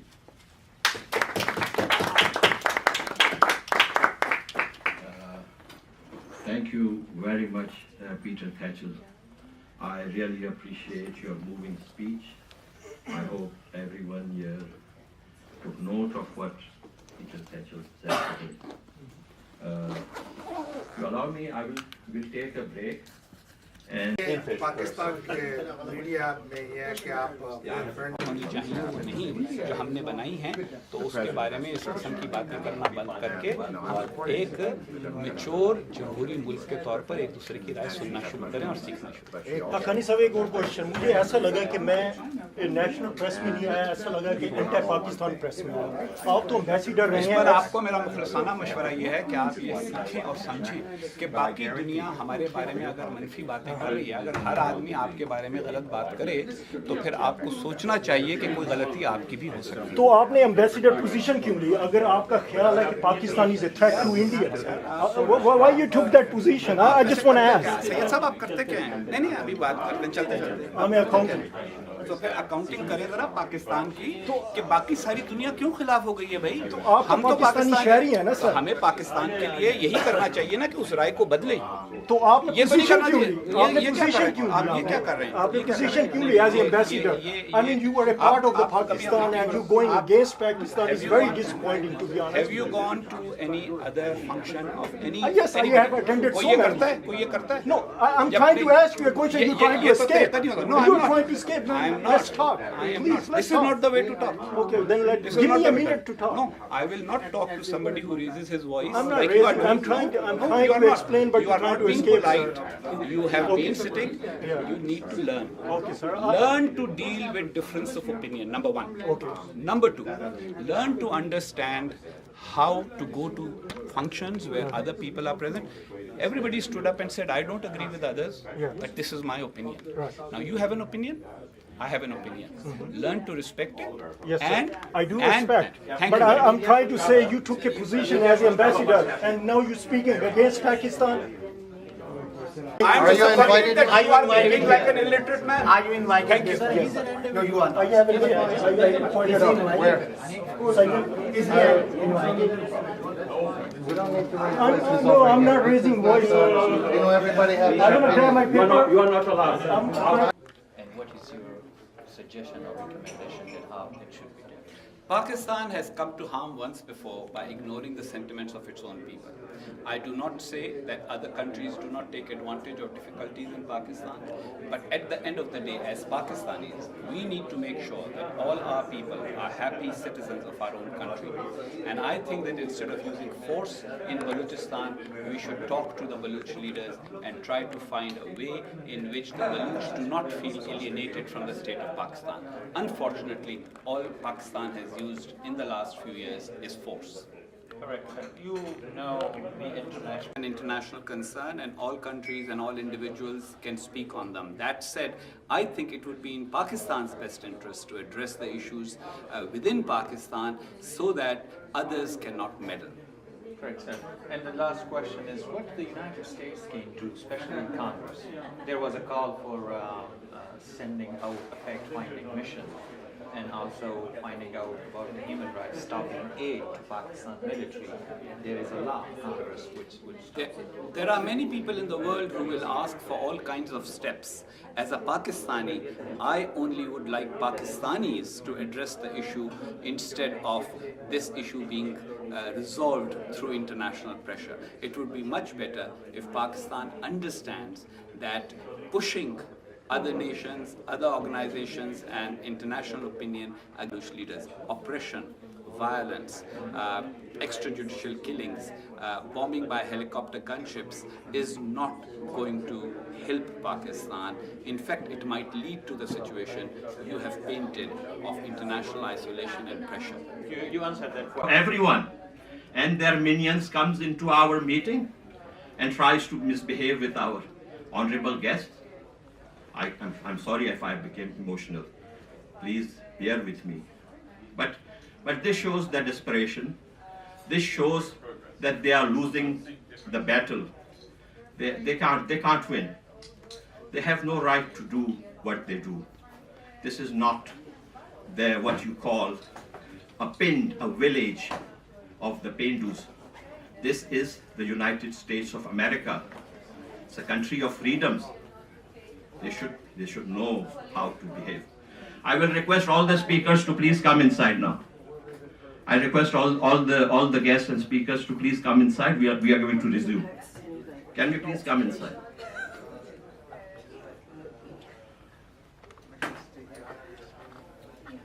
Please come inside.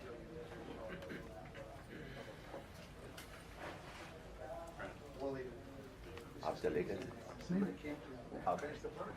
Yeah. It's just like Erdogan's food. You know, they roughed me up on Mass Avenue. Really? Yes, I'm bastards. This is Pakistani in that now. That's terrible, isn't it? Well, it's disgusting, and he should be arrested and deported immediately.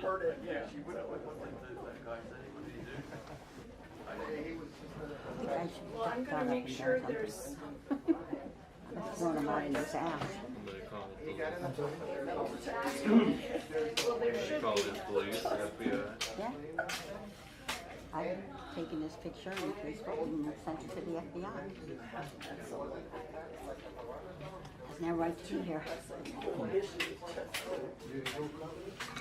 Uninvited.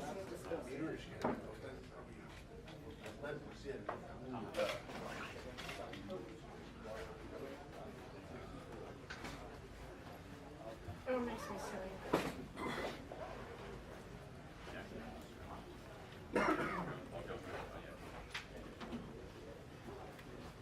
There was another uninvited official from the embassy named Ali. I don't know. Although it was all very clearly written that this event is only by invite. I don't know why it came. Anyways, we are resuming. Aage. Ji? I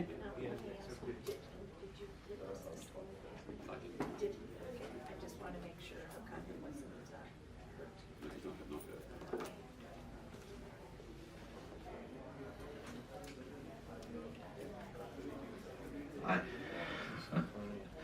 I'm sorry. It's okay. Yeah, We're yeah, waiting. thank you. Patient. Thank you very much. The ambassador is being interviewed by several people. So he's talking to the journalist there. Good. Good. You handled it very Yeah, well. let them come back. You did an excellent job. I wouldn't have been so nice. I like your passion. You're very eloquent in your passion, which is a sign that you've been doing this for a while. Yeah. Thank you. Some of us learn to not be inarticulate when we're. Well, Thank you very most of much. us here are probably motivated. But by I hear that outrage. you are also very, very passionate about human rights issues. Yeah, thank you. I have punched him in the face.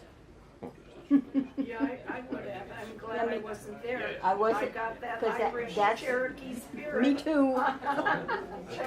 Irish Viking spirit. Yeah, no, Oh, you better be careful. Trump will call you Pocahontas. Exactly. By the way, I was glad that she's not the running mate that Elizabeth Warren, because she is exactly where I want her to be. She is. Is that right? Well, if she Me was too, and if she was a vice president, she would have to toe whatever the White House line is, and That's true. she is. You mean like Kerry going and kissing the woman's ass? Excuse me, that was just so outrageous. As we betrayed the Kurds one more time. It's I don't envy Kerry and his Biden. job, but he, I mean, like yeah. Biden.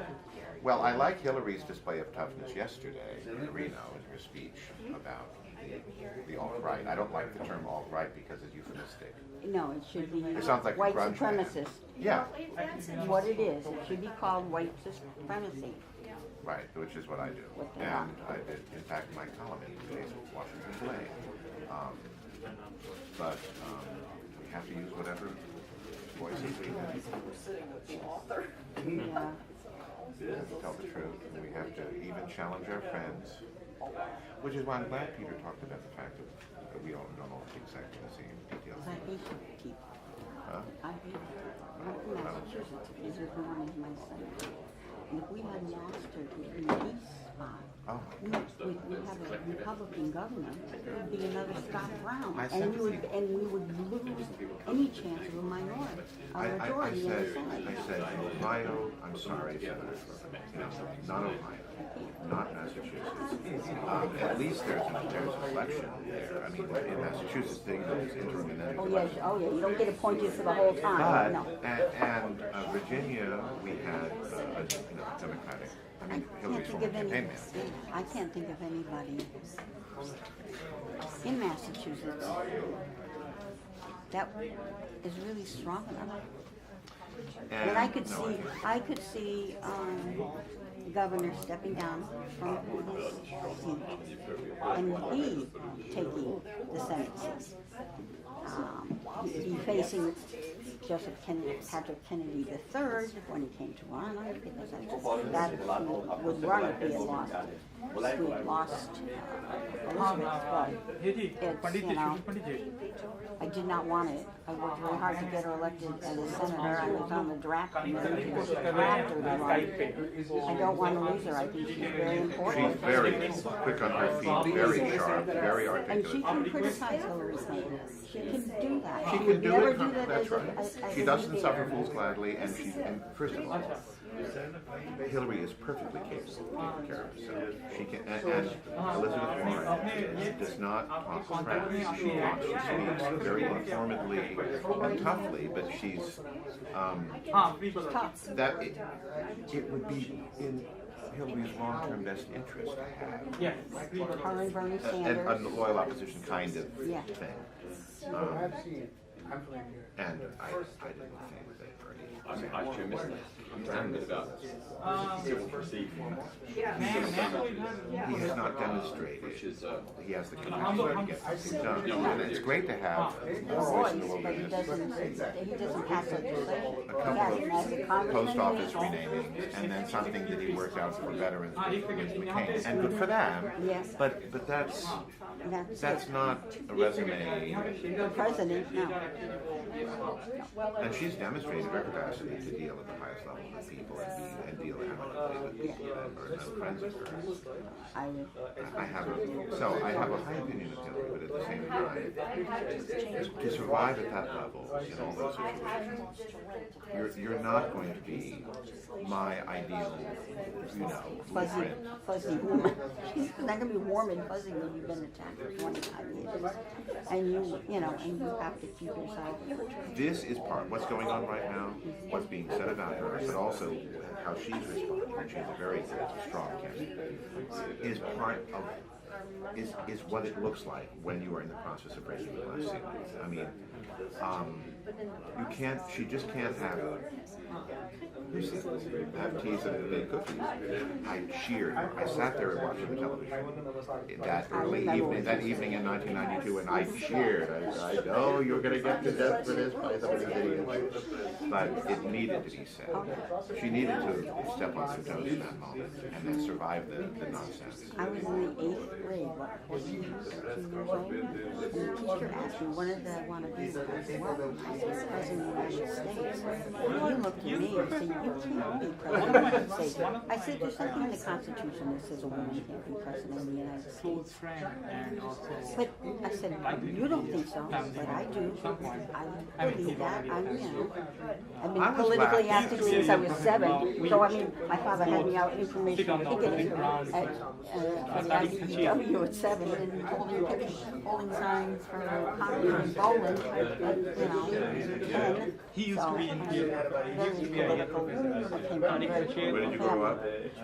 Springfield, Massachusetts. Oh, okay. Richie Neal and I are the buddies. My mother's family was from Lawrence. Oh, okay. That's where my parents are from, Lawrence and You're professor. I still have cousins up there. Yeah, me too. I go up and But visit. then she came out here and worked for the federal government. I think he was in political science. And Gilbert Goody's He was in political science. He did his PhD in Illinois, Nevada. I like these.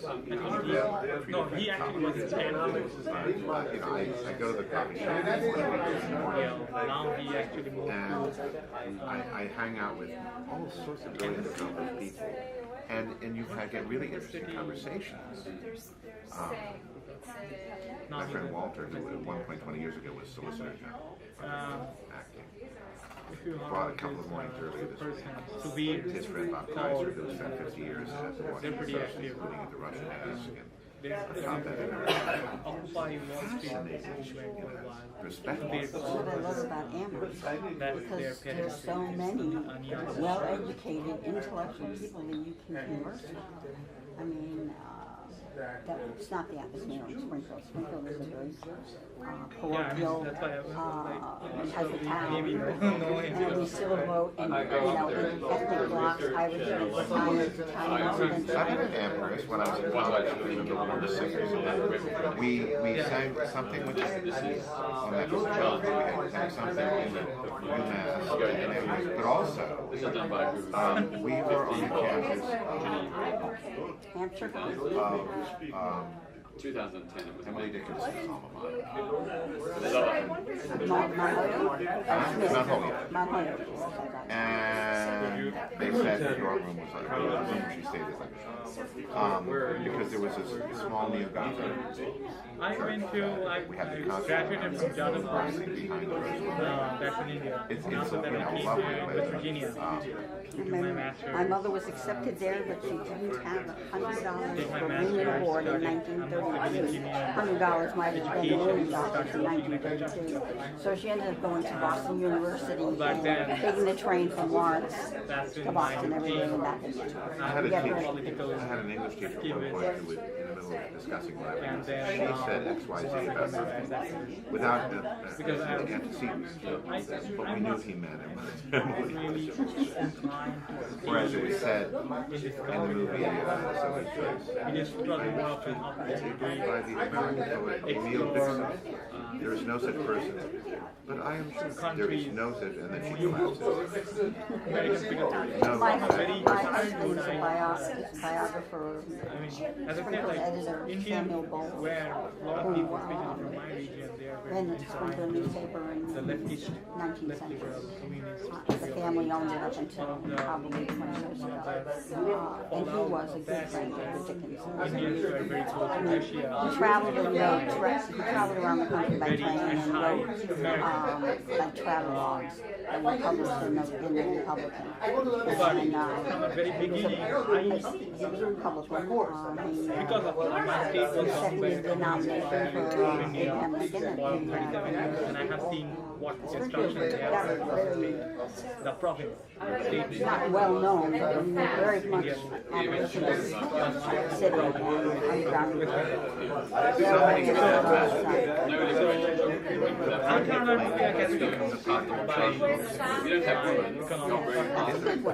Isn't that a nice picture? I was going to say part of George Wallace. I remember I think it's particularly I had a neighbor who used to have, they'd put up a Wallace sign and I'd take it down. My column this week actually about St. Parker's Campus. I talked about rape. I talked about racial justice and rehabilitation, all of those things, because I take the easy stuff. But one of the things I had to cut and have room for that sort of sidebar was Gloria Steinem attributes one of the greatest lines I've ever heard to the feisty Boston cattleman, a taxi driver, which was, if men could get pregnant, abortion would be a sacrament. As a writer, which is socialism is something coming up with such phrase. No, I remember when she said that. I mean, I remember now. It's early inception. It's so powerful and so. How do you refuse that? I mean, it would be a sacrament. I mean, wherever you are on the spectrum on the issue. Now, by the way, I'm not a gay rights activist. We have fought everything we for the past 30 plus years. Legalizing marriage equality, equal domestic partnership. But I mean, death with dignity, all sorts of things. Everything we try to do significantly. The Catholic, the Archdiocese of Washington fought us on and lost. Now, I went to parochial school in this archdiocese, and beating them in the marriage issue, I don't think I'll ever that personally satisfying. Because they're bullies. I've had many a row with the Catholic Church, with the diocese. I was raised in the church. And now I still don't keep Sunday school anymore. My kids are out of Sunday school. I don't have to. My mother was devout and very loyal, and one of her older brothers is an Augustinian priest. I have a first cousin who I just had drinks with the other day at the airport along with my new people who's kind of take the same opportunity. And so she spent like 6 months out of the past year helping her sister. She's a nun, a Dominican nun. Participation in Interfaith Conference of Washington, D.C. He has served Durga Temple of Virginia as the president of the executive board. I would invite Sri Sant Gupta to come and talk. Thank you. Thank you.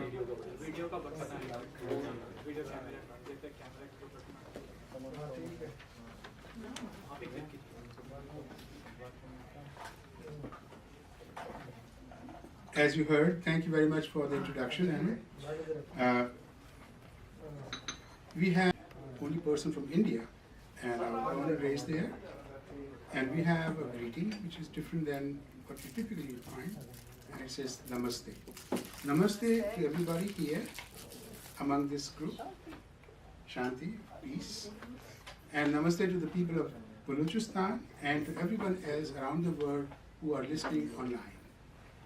I represent World Hindu Council of America, which is a US-based organization. And its main goal is to make sure that Hinduism continues to survive. As you know, we live in a country of melting pot. People lose their tradition, people lose their background, and our goal is to make sure that our children are aware of our tradition. For those who care to dwell just very, very briefly in the history of this part of the world called Balochistan, it has historically been one of the most important places for the Hindus in the Indian subcontinent. This part was not covered because we only stayed with the recent developments. Mehrgarh, from the Kachi plain of Balochistan, is a cradle of the first urban human settlement that formed one of the earliest remnants of Sindhu Saraswati civilization. So for us Hindus, Balochistan is... Yes, I can see. Yes, can you see me? I can see myself. I can see everyone. Okay, thank you. Sushil, can you please hold on? Mr. Sant Gupta is talking right now. As soon as he finishes, I will call you, okay? So, thank you so very much for joining us all the way. He wants to watch. Let me just continue, and I'll be very brief. Thank you. So for us Hindus, Balochistan is literally the land that contributed to ever-evolving geopolitical entity.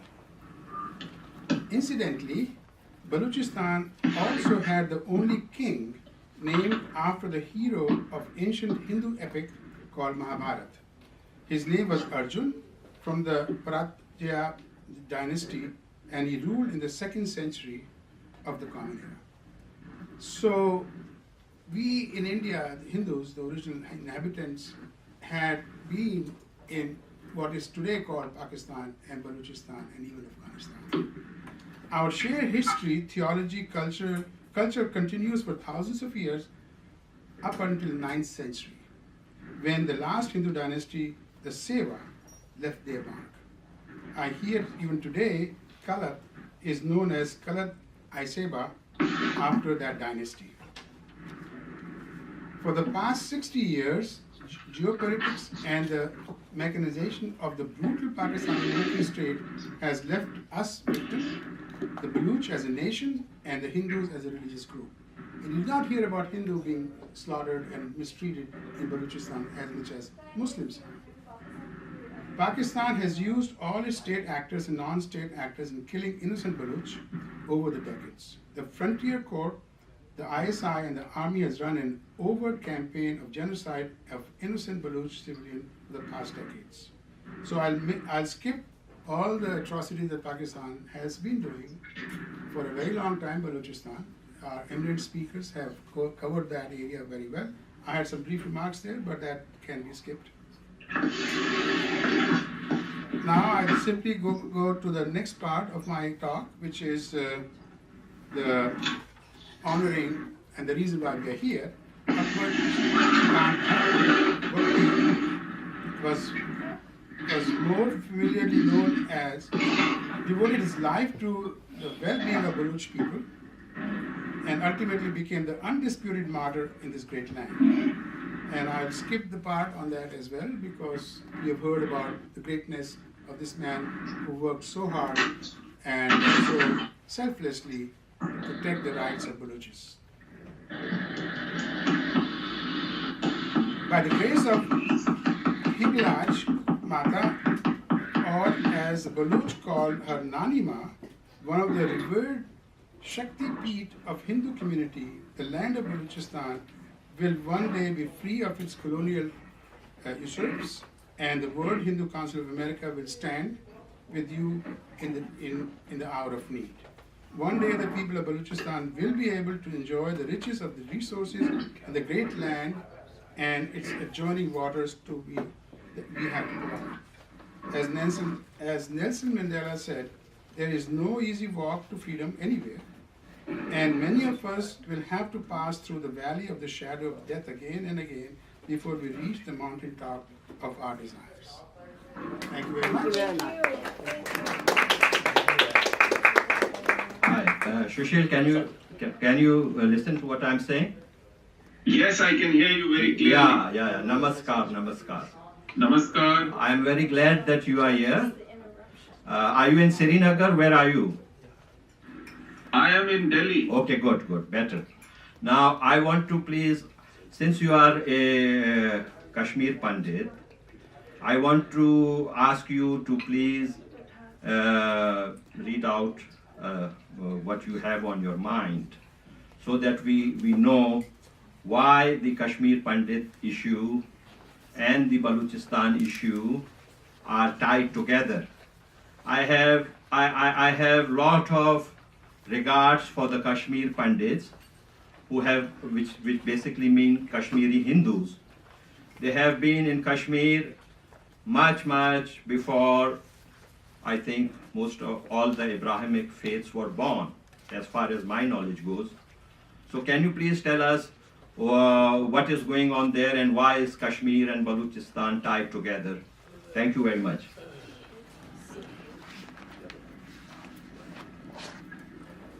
Amar Bhai, Jave Save. I was trying to pick up a few words in Balochi. I don't know how to pronounce them properly. That's all right. As long as the heart is there, the pronunciation is heard. There is another phrase called Chone Tao. How are you? Yes. So my dear Baloch brothers and sisters, I'm really moved on this occasion, because while preparing to be with you this morning, so far away, half the world away, the more I was trying to find about Balochistan and Baloch brothers and sisters, the closer I felt. You asked me, what is the bond? Where is the connection? I feel both of us live under the canopy of Himalayas. Himalaya literally as an arc, as a great colorful rainbow, gives us a benign canopy of cover, while I am up there in north, beyond the Pir Panjal and Karakoram range. You are at the Kohil Suleiman and closer to Zargun Ghar. It is this connection of Himalayas that binds us together as one people.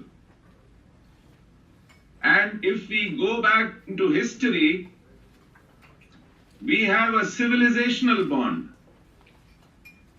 We have a cultural bond. The gentleman just a short while ago was referring to Hingalaj Mata.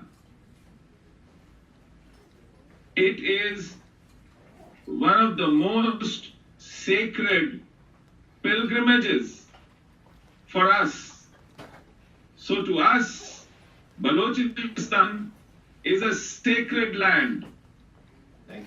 And you, the Baloch brothers and sisters, are people who we shared this sacredness together.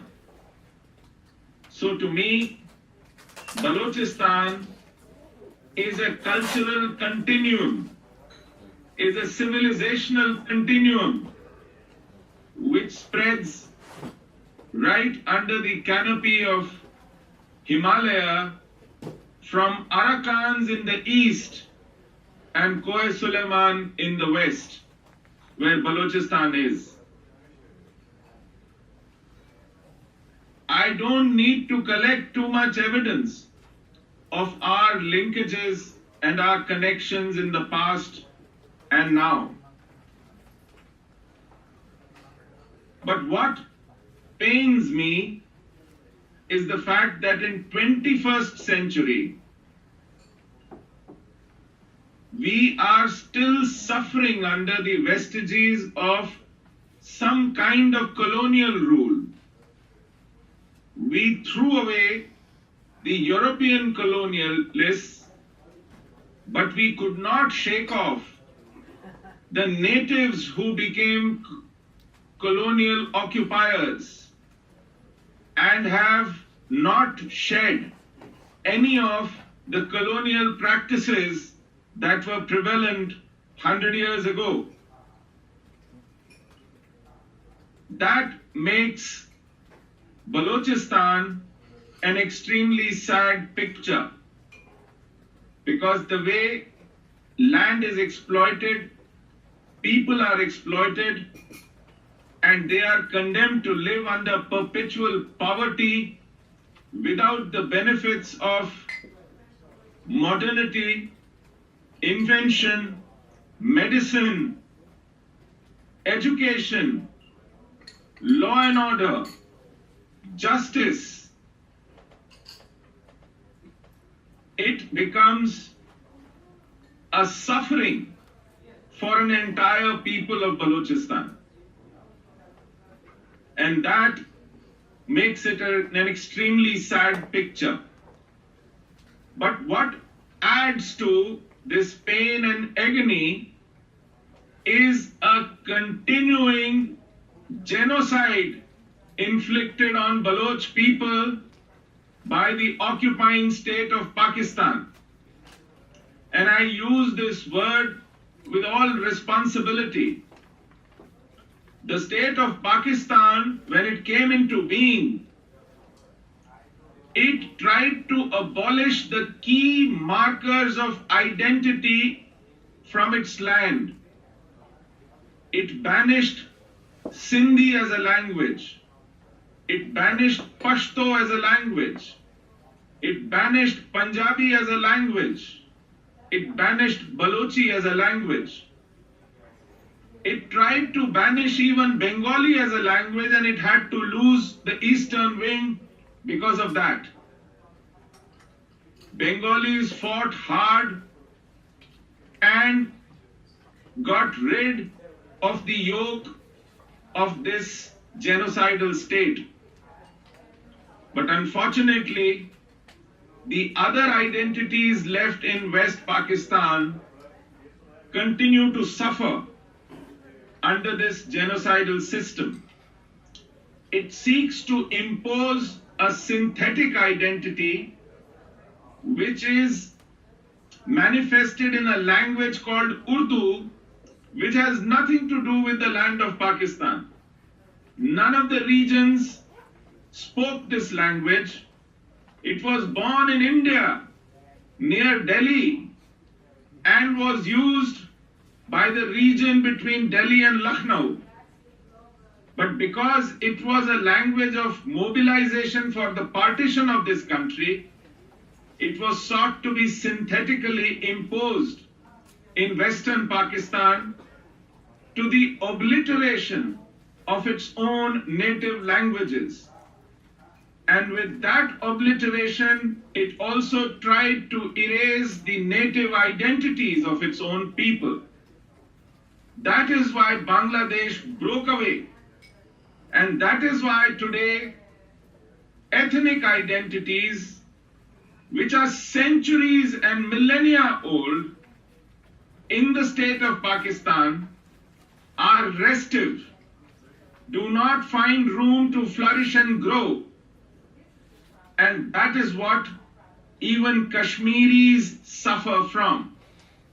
You would be surprised to know that in Kashmir, even Kashmiri is not taught anywhere, not in any school, not through any textbook, not through any piece of literature. There is no newspaper or magazine in Kashmiri language. There is no qualification. There is no school or college education. Nothing. While Constitution of India provides in the 8th schedule Kashmiri a space, the Constitution of Kashmir does not do so.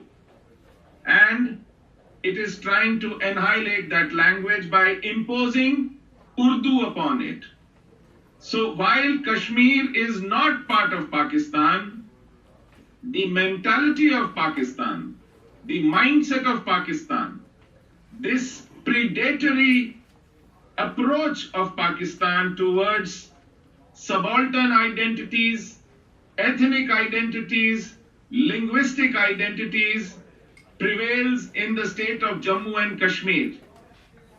And we Kashmiris, Kashmiri Hindus, who are proud of our language, who are proud of our literature, and who are proud of our identity, have to suffer on that count. I must share with you that Kashmiri language has literature that goes back to 13th century. I must also tell you and share with the friends there that when Punjab was not Punjab, when Bengal was not Bengal, when Gujarat and Maharashtra were not Gujarat and Maharashtra, Kashmir was Kashmir. But that identity, that cultural heritage, that piece of spiritual heritage is sought to be erased, distorted under the dispensation that seeks to placate separatists, that seeks to make concessions to jihadists, that seeks to somehow win over implacable enemies by making concessions after concessions. And it is in line of those concessions that we had to be removed from the valley. The entire community was cleansed from the state of Jammu and Kashmir and are today forced to live as refugees spread across the country and the world indeed. We were 68,000 families in the valley of Kashmir in 1990. Less than 1,000 families are left. That is the state of genocide of Kashmiri Hindus in the state of Jammu and Kashmir, which is in the grip of jihadi violence and a mindset that seeks to destroy itself. This is the bond I share with my Baloch brothers and sisters who are similarly suffering under a regime and a system that doesn't respect ethnicity, doesn't respect freedoms, and doesn't respect the norms of human rights that world has come to accept everywhere as given. It is this brutality and genocide combined together which Balochistan is fighting against and must continue to fight against till it succeeds. It will succeed, Amar Bhai, because I believe bullies are inherently weak. I believe bullies are morally bankrupt. I believe bullies are intellectually bereft of any reason. I believe bullies have weak conviction, and for all these reasons, bullies also have very poor approval among their peers across the world. For all these weaknesses, Pakistani state becomes a very synthetic concoction which has been somehow sustained by a military state, by a rapacious exploitation of resources in order to feed a huge military which is disproportionate to its needs and to its legitimate requirements. In creating this kind of security setup, Pakistan has created an ogre that it must continuously feed, whether it can afford or not, in order to sustain a patently unjust system. It cannot be sustained for too long, which is why your struggle becomes even more necessary. It may well be the can opener for the freedoms of lot more other ethnicities in your neighborhood. It is not just the Baloch people who look up to Baloch leadership for salvation. It is a whole host of other subaltern identities in Pakistan who seek inspiration from your struggle and who are waiting for you to show the way so that they can follow. Thank you, Shashil. I would like to please ask you one very genuine question that has been bothering me for a long time. And that question is, if the government of India could not help the Kashmir Pandits return to their homeland, then how can the government of India help us? That's what I am very concerned about. Can you please say why the government of India has failed to take you? And please take not more than 2 minutes. I am finishing now because there are other speakers. So please don't mind that. No, I think this is a very pertinent question. Government of India, literally to a fault, has been trying to offer a long rope to this jihadist separatist movement. Government of India is wedded to secularism of an extremely morbid and hypocritical variety, where it entertains Islamic identity politics and even the perversion of that identity politics into jihad. It keeps looking at it with a very benign eye, with a whole lot of concessions in the hope that it will agree to some kind of accommodation and living together. We have been sacrificed at that altar so far. But I think time has come for this realization that it is not working. It will break India again. And as soon as this realization dawns, Amar, the reversal of this policy is imminent. And once it reverses, it will go the whole hog. Thank you. That is where the hope is. Sushil, thank you very much for your kind time. I appreciate your thoughts. And namaskar. I really hope the more than 500,000 Kashmir Pandits should return to their homeland, which, as I said, was their homeland for 6,000 years, if I am not wrong. So, I'm grateful for this opportunity, Ahmad. Thank you very much. We hope to keep in touch. You have a great day. Bye. Bye-bye. Too. Bye-bye. No question? Now, Dr. Nazir Bhatti. He is the president of the Pakistan Christian Congress. He is also the editor of Pakistan Christian Post. He has been a selfless defender of Christian rights in Pakistan. He has never compromised on the rights of Christian people of Pakistan. I feel very sorry for the Christian people of Pakistan because they are treated like less than humans. Along with the Hindus and along with the Ahmadis, the Christian people are treated as if they are not human. Their daughters, underage daughters, are kidnapped, they are taken away, they are converted, they are married off to, and those who do this kind of injustices towards the Christians think they are serving Islam. It is a pathetic state over there. A woman, a mother of 5 children, Asia Bibi, a Christian woman from the Punjab. She has been languishing in jail. She has been sentenced to death. Christians can be raped at will. Christians can be killed at will. No one has ever got any punishment for killing or raping Christians. I am very surprised why the West, which is primarily Christian, silent over the Christian tragedy in Pakistan. I believe, please bear with me, I don't want to offend anyone, but I believe that it is because the Christians of Pakistan are brown, that is their fault. The color of skin of Pakistani Christians are brown, so the white Christians of the West, with their so many beautiful churches, care zero about these Christians. My heart goes out to you. Nadir Bhatti Bhai, please come and share your thoughts. Welcome, ladies and gentlemen.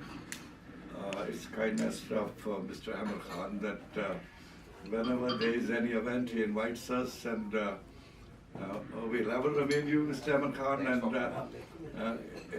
I hope that you'll be keep recognizing the sacrifices of martyr Akbar Khan Bugti in future also, because the nations who forget their martyrs, they are never remembering the history of any country. We have given a good brief about the Pakistani Christian situation of them. I think nothing more to say. You are our friend, and we are with you on every step. Whenever you are, when you will call us, we'll be at your service. Thank you very much, ladies and gentlemen. Presence of Brother Nazir Bhatti. He left one day of his work. I might also have to leave tonight because I'm so tired.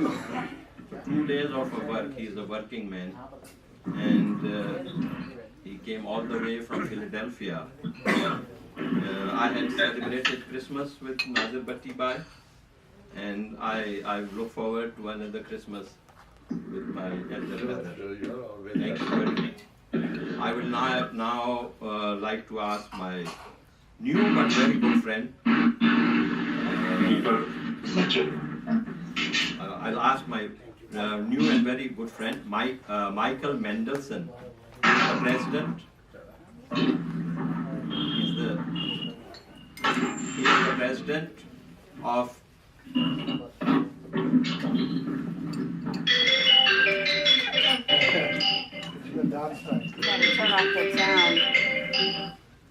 He's the president of Israel. Can you mute that? So that How do I mute it? Hello. My friend has Yeah. called. Can you call this? Start when I start.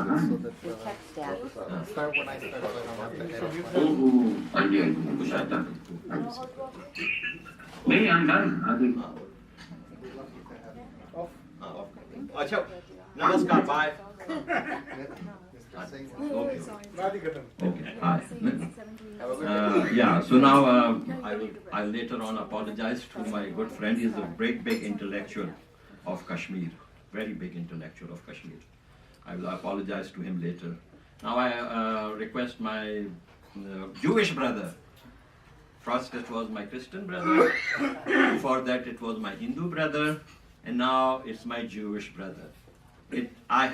I made a point to call Hindus, to call Christians, and to call Jews, because in the eyes of the state of Pakistan, Jews, Hindus, and Christians are their enemies. Sorry, Pakistan, we don't share your ideology. Mr. Michael Mendelson.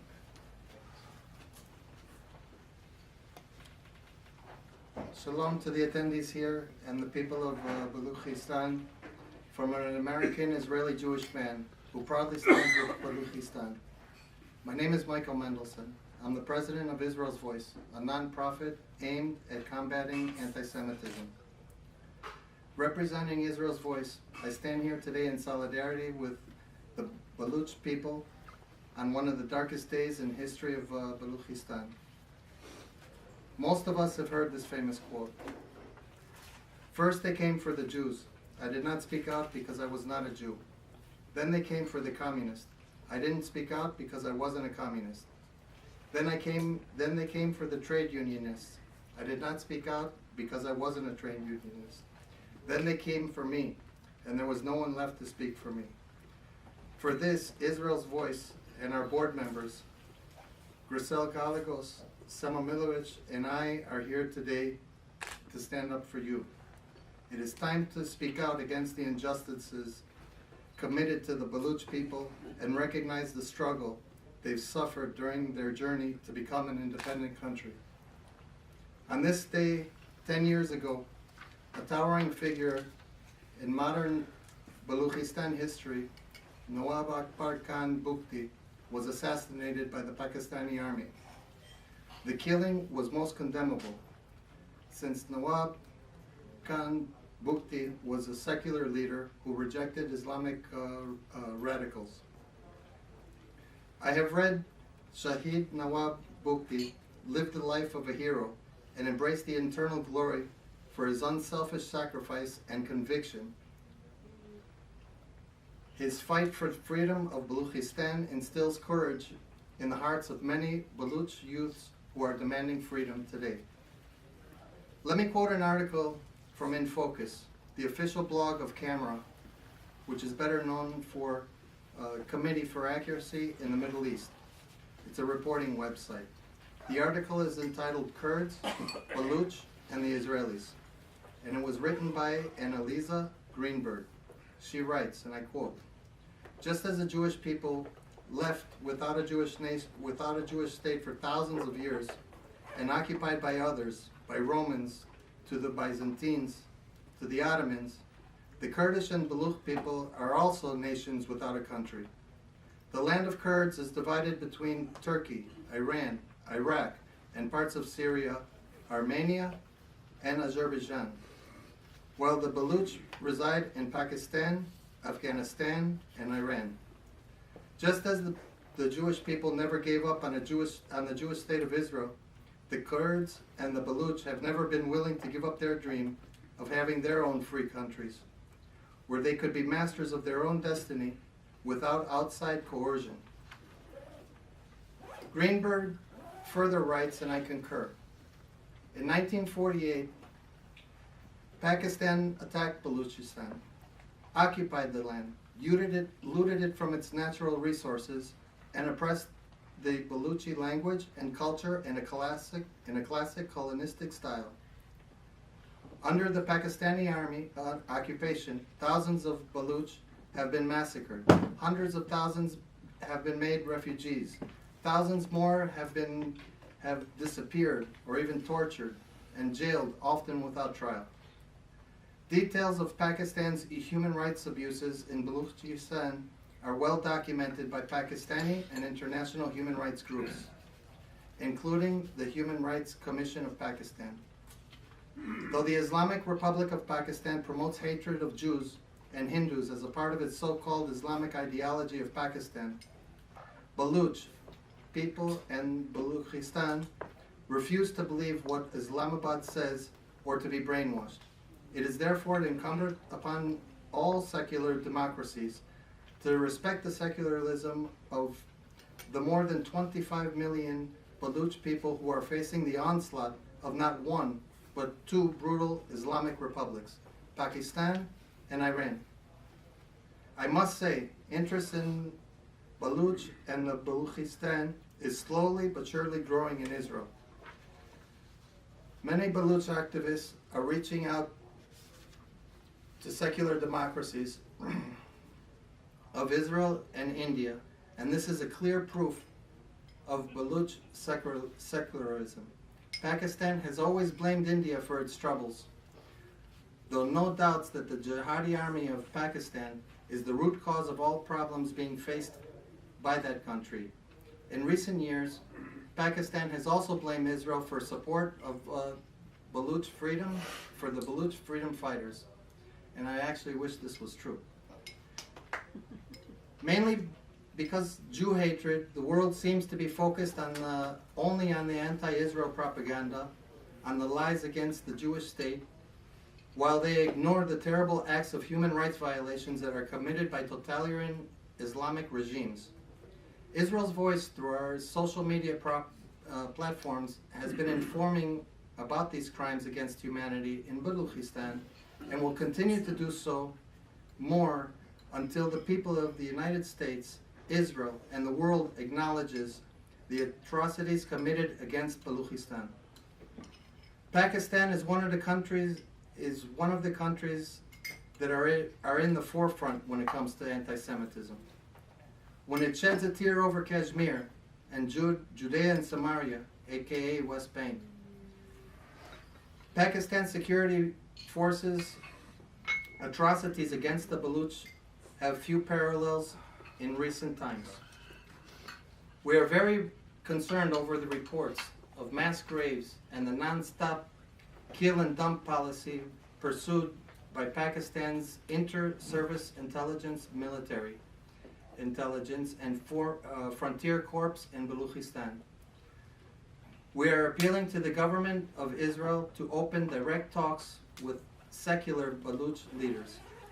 I am delighted to have followed a radio interview of Nawab Bugti, a political successor of Nawab Akbar Bugti, who has requested Israel to help in the freedom struggle in Balochistan. I hope Nawab Bugti, president of the Baloch Republican Party, will be the first Baloch political leader, and my friend here, Amar Mukistan,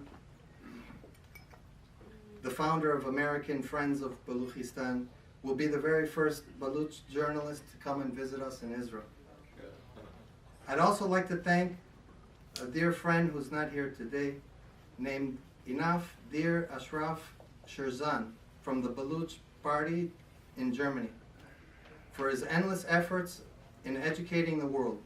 His influence has touched many people, including myself, and all of our social media sites. Pakistan is indeed a dangerous country, with the fastest growing nuclear weapons program. I am disappointed to note Pakistani generals have not yet learned from their defeat from former East Pakistan, now Bangladesh, and are committing the same crimes against humanity in Balochistan. The silence of the free world and the Obama administration on the plight of Balochistan and its people are more than condemnable. In conclusion, I call upon Pakistan to recognize the right of self-determination of the Baloch people. Islamabad must understand demanding freedom and the right of pursuit of happiness is not a crime. I am sure Balochistan will emerge on the world map as a friend of Israel. Israel has supported the creation of an independent Kurdistan. I appeal to Prime Minister Benjamin Netanyahu to declare support for a free Balochistan, just like Prime Minister Modi of India did on August 15th from the Red Fort. On behalf of Israel's voice, we pray for a better world and peace for all. Thank you. Shalom. Shalom. I now have a very excellent paper written by a scholar of South Asian history. His name is Professor M. Chris Mason. It would be, I would really appreciate those who are interested in the history of Balochistan and how it all happened. May please listen to this paper. My good friend, who I call my sister, Jane Weisner, is going to read that paper. All the points are good. Some points I might agree, I might not agree, but the paper is very nice. Please, Jane Weisner.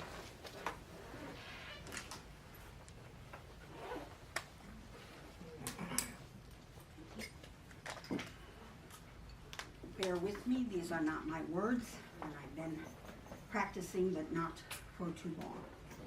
The humanitarian catastrophe caused by Great Britain's precipitous flight from the responsibility of governance over the former colony of India during transition to independence in 1947 almost beggars imagination.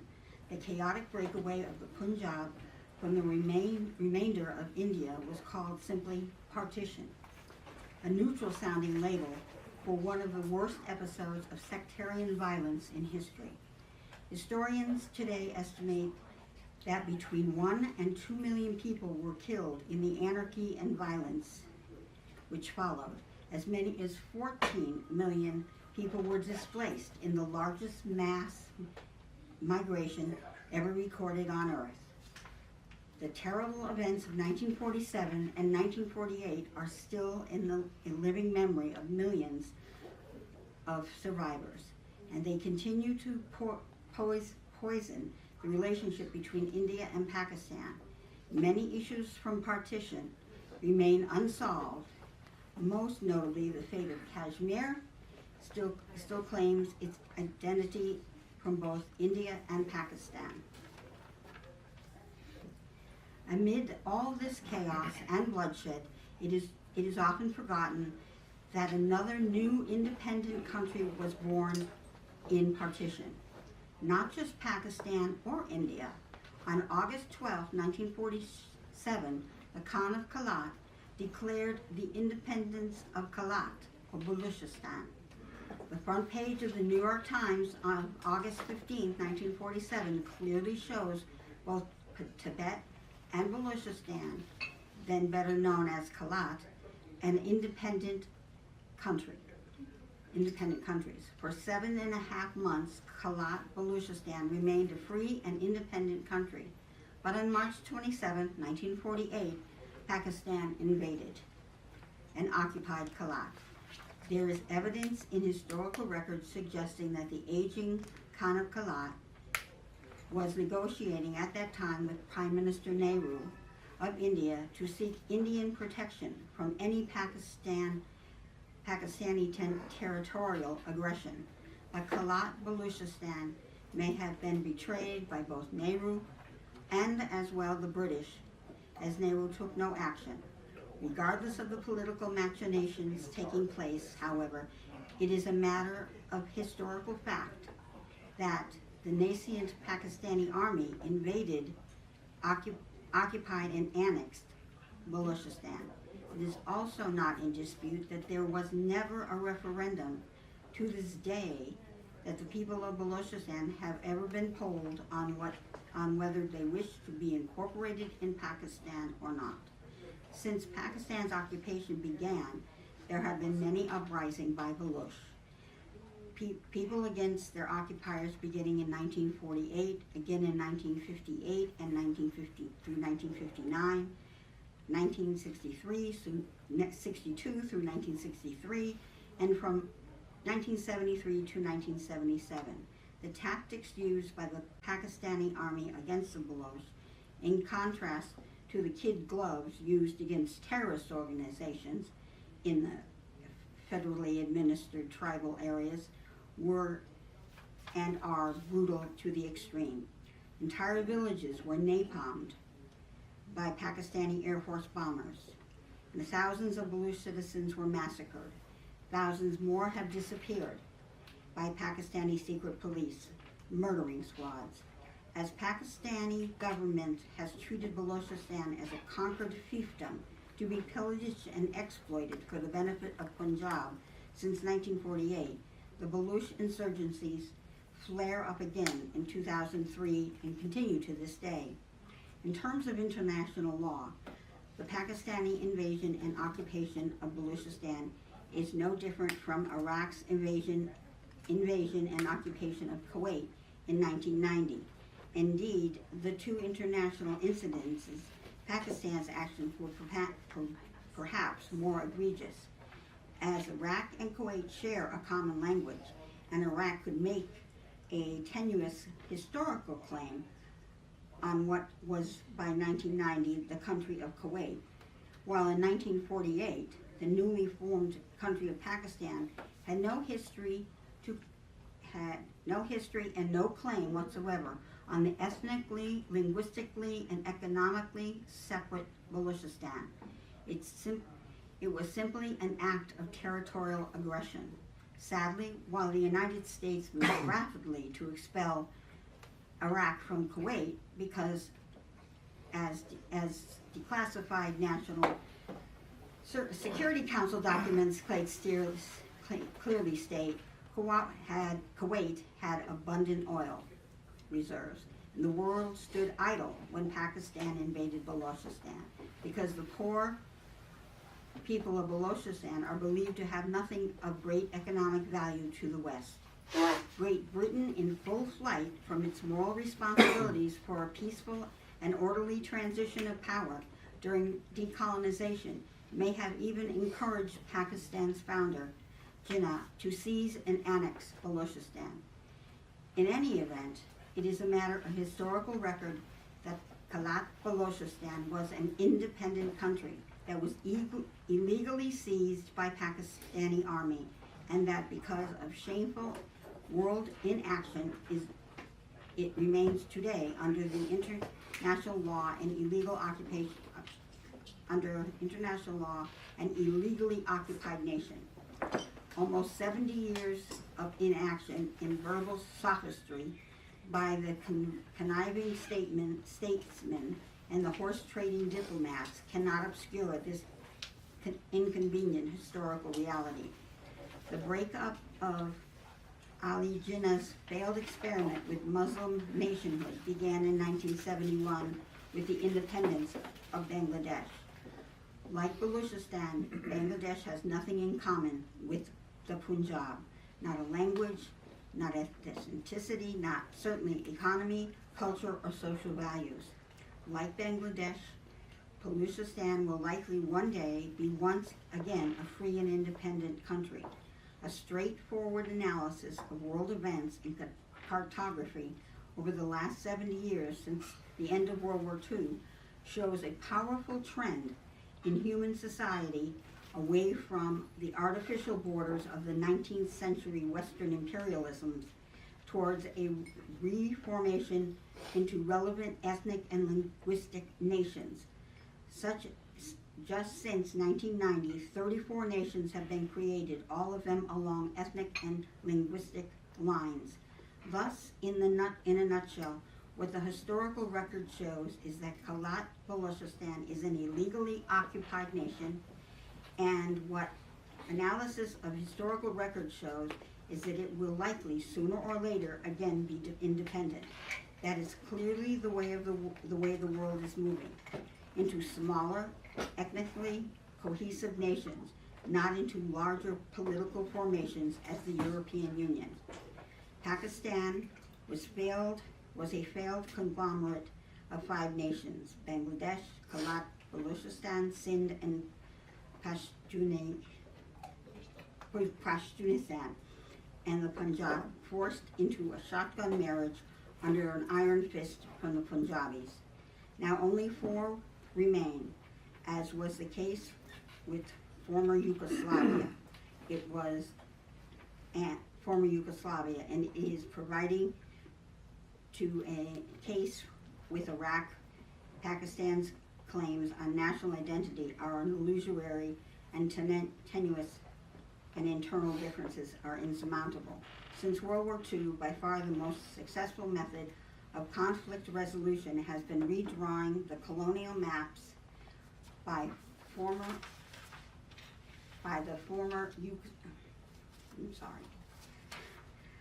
redrawing the colonial era maps. The former Yugoslavia, once racked by violence and terrible ethnic cleansing, has been peacefully since its unworkable borders were replaced by new international boundaries that make sense. The same is true of Slovakia and the Czech Republic, Bangladesh, North and South Sudan, East Timor, Eritrea, and new nations which emerged from the wreckage of the Soviet Union and the reverse of Yemen were united North and South Yemen. into a country created an unworkable and ungovernable failed state.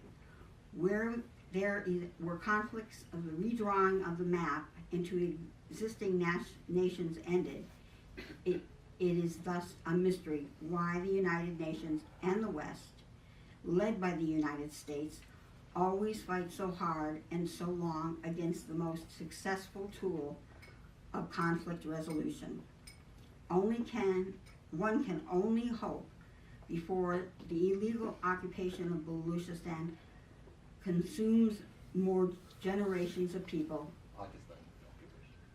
No, one can only hope before the illegal occupation of Balochistan consumes more generations of its people in violence and poverty that the civilized world will make amends for its shameful failure in 1948 and help the Baloch people to regain their freedom.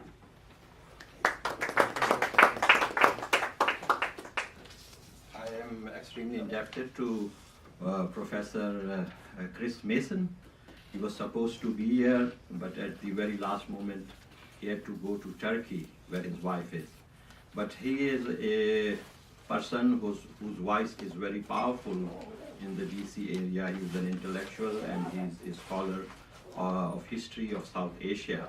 So this awakening is not going to stop. I am extremely indebted to all my friends, my journalist friends who came here on this occasion. I owe my huge debt to the father of our nation, Nawab Akbar Khan Bugti. He gave me a lot of courage. I hope you guys might have noticed I am not a little conscious about the fact that I am facing a crowd. And that courage is also owed to my father. He is our leader, Brahmdal Bugti's grandfather, but he is also the father of the Baloch people. He sacrificed his life. He had everything. These Pakistanis don't understand. This leader of ours was of the stature of any of the leaders in the Persian Gulf. We are very similar to the Persian Gulf. And this guy from, I don't know, this general, Musharraf, we don't know where he came from, what his background is. He can't even pronounce Balochistan correctly. He can't even pronounce Bugti correctly. And he goes and kills, and to this day, he defends that. He says that Bugti was just something. He called our leaders pygmy. And even after his death, he ridicules a dead man that he killed. And then Prime Minister Narendra Modi, he shows respect to our leader. So, how is it possible for me not to say, thank you, Mother India, thank you. I again thank all of you friends for being here today. Thank you.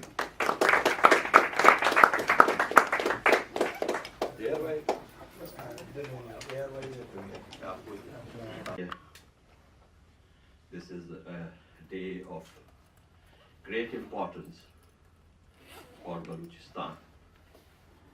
Balochistan is a Francized country in Southwest Asia.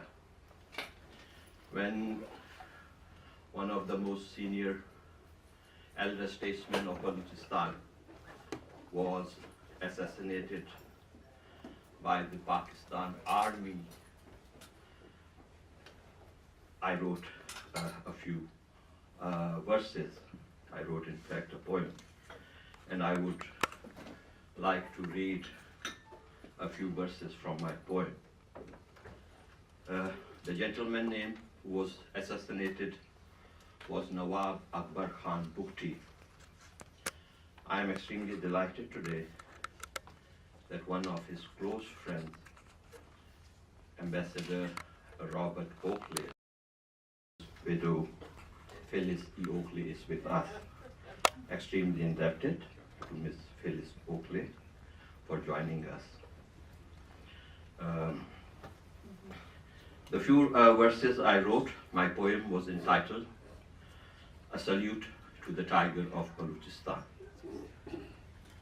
Not shed in vain, the blood of Bugti is now an ink of history to cut the chain of slavery, to mark the end of night with dawn of freedom.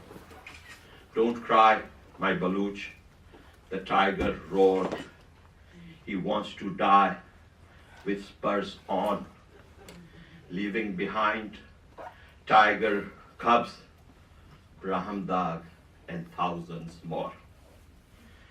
Just 3 days after Nawab Bugti's assassination, Aaron Baker of the Time magazine correctly said, many Baloch will see Nawab Bugti's death as proof that the federal government will never give them the fair treatment they feel they are owed. Just 3 months before his assassination, in a satellite phone interview with the same journalist, Nawab Bugti said, it's better to die, as the Americans say, with your spurs on, he said, instead of a slow death in bed. I did rather death come to me while I'm fighting for a purpose. New York Times journalist Carlotta Gall, she was beaten up in Quetta by the intelligence services of Pakistan. She wrote an interesting article in the New York Times 5 years ago. She described the attack on Nawab Bugti in these words: the military assault, a furious 3-day bombardment by attack jets, helicopter gunships, and airborne troops. On the evening of the 3rd day, the government triumphantly announced that Nawab Bugti had been killed. 32 Baloch tribesmen died with him. That very day, natural gas that is taken from that area, Dera Bugti, that natural gas was being taken hundreds of miles away to a military town in the Punjab. And there, General Musharraf, the dictator, the coup leader, who had subverted the constitution of Pakistan and who had subverted democracy, there the gas was being taken hundreds of miles away from Balochistan, and the Baloch people still have to go cook food, do their daily things on firewood. And then General Parvez Musharraf said, he told the soldiers, the commandos of the Pakistan army were not welcome in Balochistan. He told them, well done, boys. That's the irony of the situation. And when Nawab Akbar Khan Bugti was killed, the chapter of Pakistan in Balochistan was over. It had been long years of suffering, years of tears and blood, 7 decades. They had been doing all kinds of things with the people in Balochistan. I might say very honestly, if I had been living there back home, I might not have felt so revulsed. I might not have felt so shocked. But here, I've been living in the freedoms of the West for 15 years, where people people have to respect one another, people have to coexist, people have to show compassion. We believe in diversity, we believe in pluralism, we believe in the right to pursuit of happiness. And so, to look back at what's happening in Balochistan sends me the jitters. Young people being abducted, their families not knowing where they have gone. Then all of a sudden, their bodies being thrown on the roadsides, in the villages, for so many months, so many years. The family go on knocking doors, asking where our loved one has gone. And Pakistan does not feel any obligation to give an answer. Just last month, a very prominent editor, an intellectual, Wahid Baloch, he was also an archivist and had been running the best Baloch library in Karachi. He was abducted, taken away by the Pakistani Inter-Services Intelligence. Now today is the 40th day. There is no word where Wahid Baloch has gone. Wahid Baloch is not the only case, and it is not the only first time. This has been happening over and over again. In 1973, 77, two of my cousins, my uncle, they were taken away. They were threatened with extreme third-rate kind of threats, like putting them to shame through sodomy.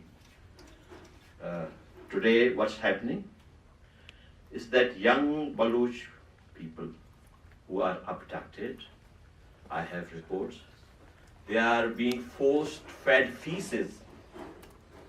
Is there any sense in that?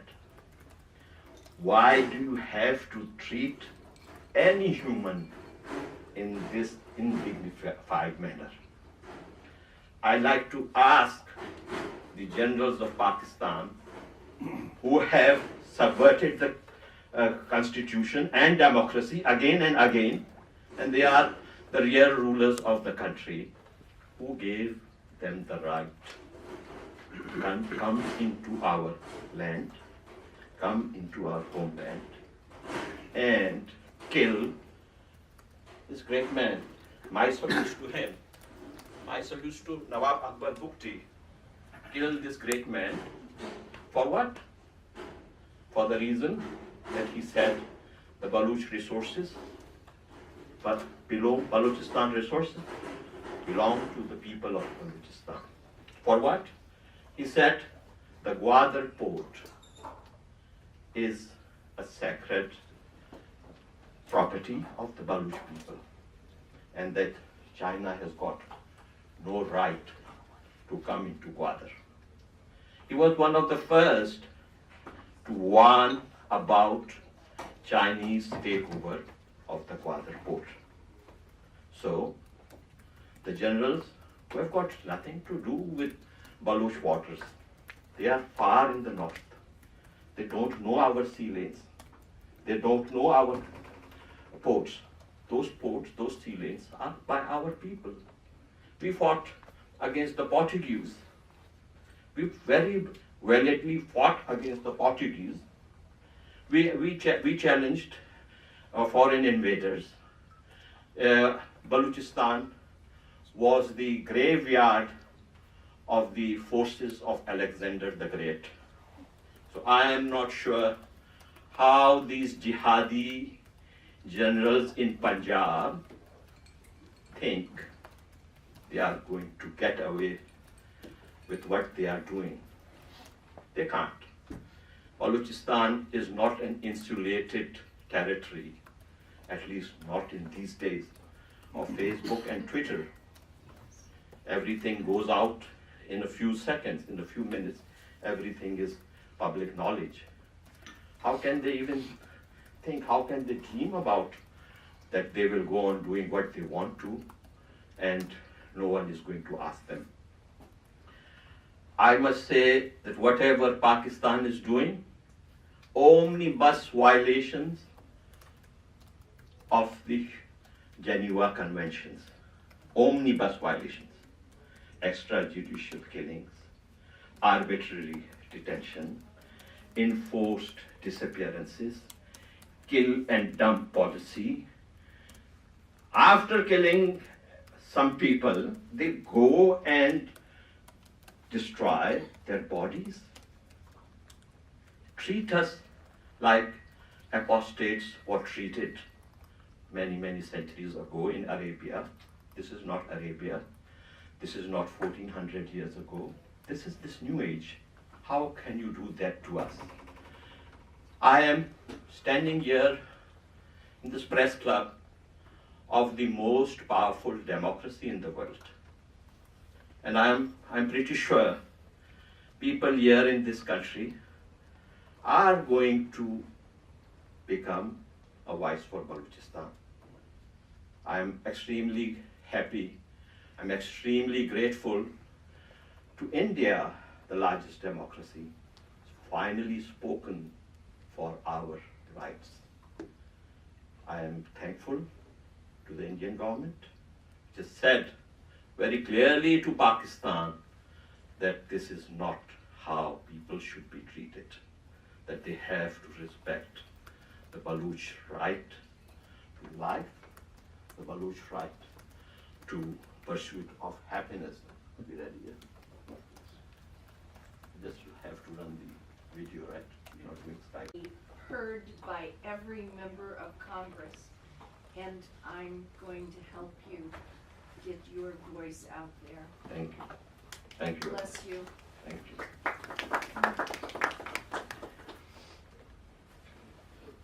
Friend Peter Thatchell came all the way from London. He's been extremely delighted. He has challenged dictators. He has gone out to defend human rights, far away, distant places. On Sunday, he's also going to come to my church to speak. And I'm very happy he's here. Of course, I have other distinguished speakers. My friend Arif Jamal, book author. My very good friend Nazir Bhatti, the president of Pakistan Christian Congress. The crusader for justice for everyone. And a fighter by birth. Jane Weisner, I think everyone who's from Massachusetts is a social activist. Yeah. She came all the way from Amherst, and I'm indebted to her. She has been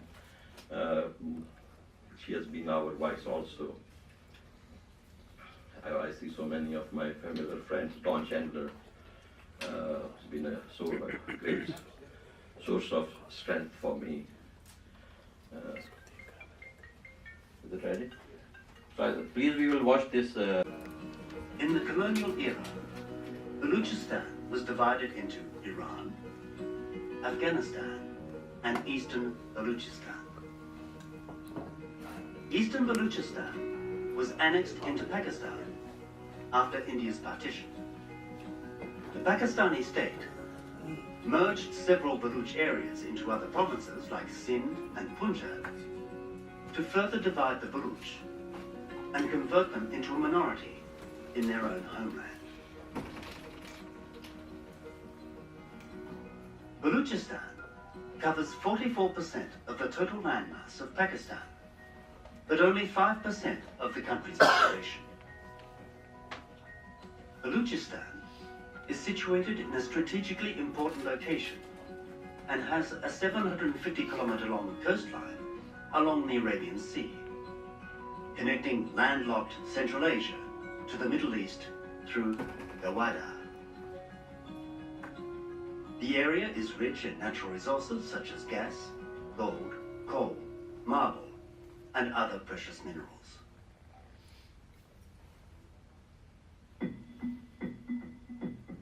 Despite this, it is the most underdeveloped region in Pakistan.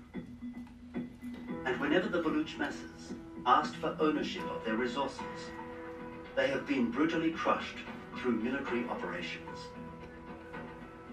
There have been 5 major military operations since 1947. The 5th military operation started in the early 2000s, which expanded to every corner of Balochistan after the assassination of veteran Baluch leader Nawab Akbar Bugti in a military offensive on the 26th of August, 2006.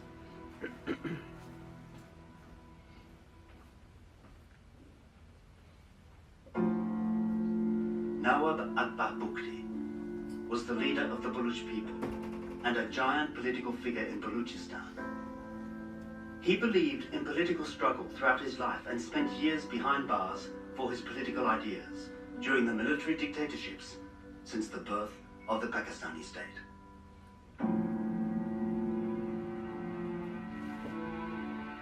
Nawab Akbar Bugti survived several assassination attempts by the Pakistani army in the years 2005 to 2006. Most notably, on the 17th of March 2005, where 72 Bugti tribespeople, a majority of them women and children from the Hindu community, were killed when the Pakistani army besieged and bombarded Dera Bugti township. And most especially, his house, which forced him to leave his hometown.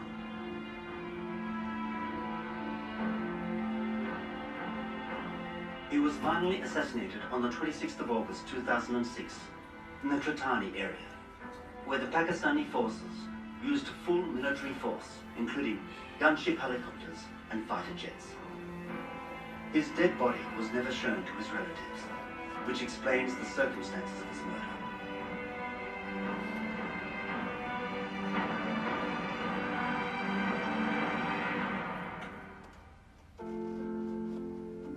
Since then, Balochistan has become a land of human tragedy that goes unseen and unheard by the world.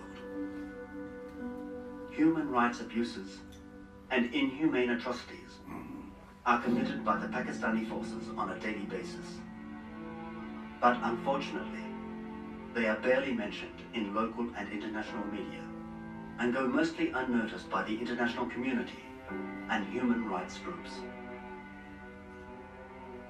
Military operations, enforced disappearances, extrajudicial murders, kill and dump, mass graves, and human rights abuses have become the norm in Balochistan.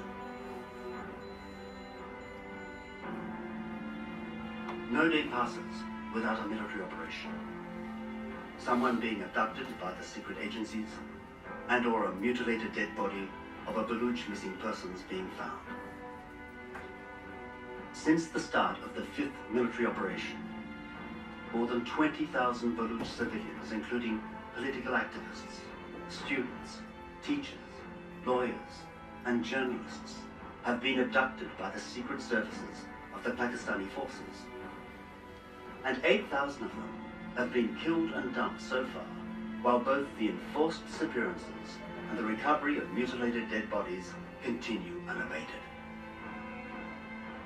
Mass graves were discovered in Dera Bugti and Tutak area of Kustar last year, where at least 169 dead bodies of Baluch missing persons were found. The bodies found buried in the mass graves were beyond recognition, and the families of the Baluch missing persons remain unclear about the fate of their loved ones. There have been continuous protest demonstrations by the victims' relatives for their safe recovery, but all in vain. Enjoying impunity from the international community and receiving financial and military aid from Western powers like the US, the Pakistani forces are carrying out a slow but steady genocide of the Baluch people on their homeland. Balochistan has become a no-go zone for journalists, and it is facing a complete blackout by the Pakistani media. few who dare to speak on Balochistan despite the challenges are targeted and killed, including many social activists and journalists, like Hamid Mir, who was attacked for highlighting the state oppression in Balochistan. A recent example is Pakistani activist Sabine Mahmood, who was killed within an hour of holding a talk on Baloch missing persons in Karachi on the 25th of April. Universities in Lahore and Karachi were threatened by secret agencies to cancel an event aimed to discuss human rights violations in Balochistan.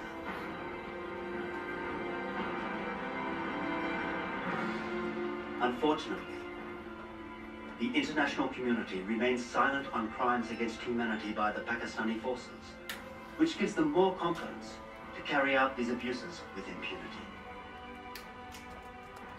The Baloch Republican Party leadership, activists, and media cell have been regularly trying to contact Western powers and international NGOs through different means, including protests, demonstrations, press releases, emails, direct messages, and letters to inform them about the ongoing Baloch genocide in Balochistan. But unfortunately, they have been completely unresponsive to the deteriorating situation.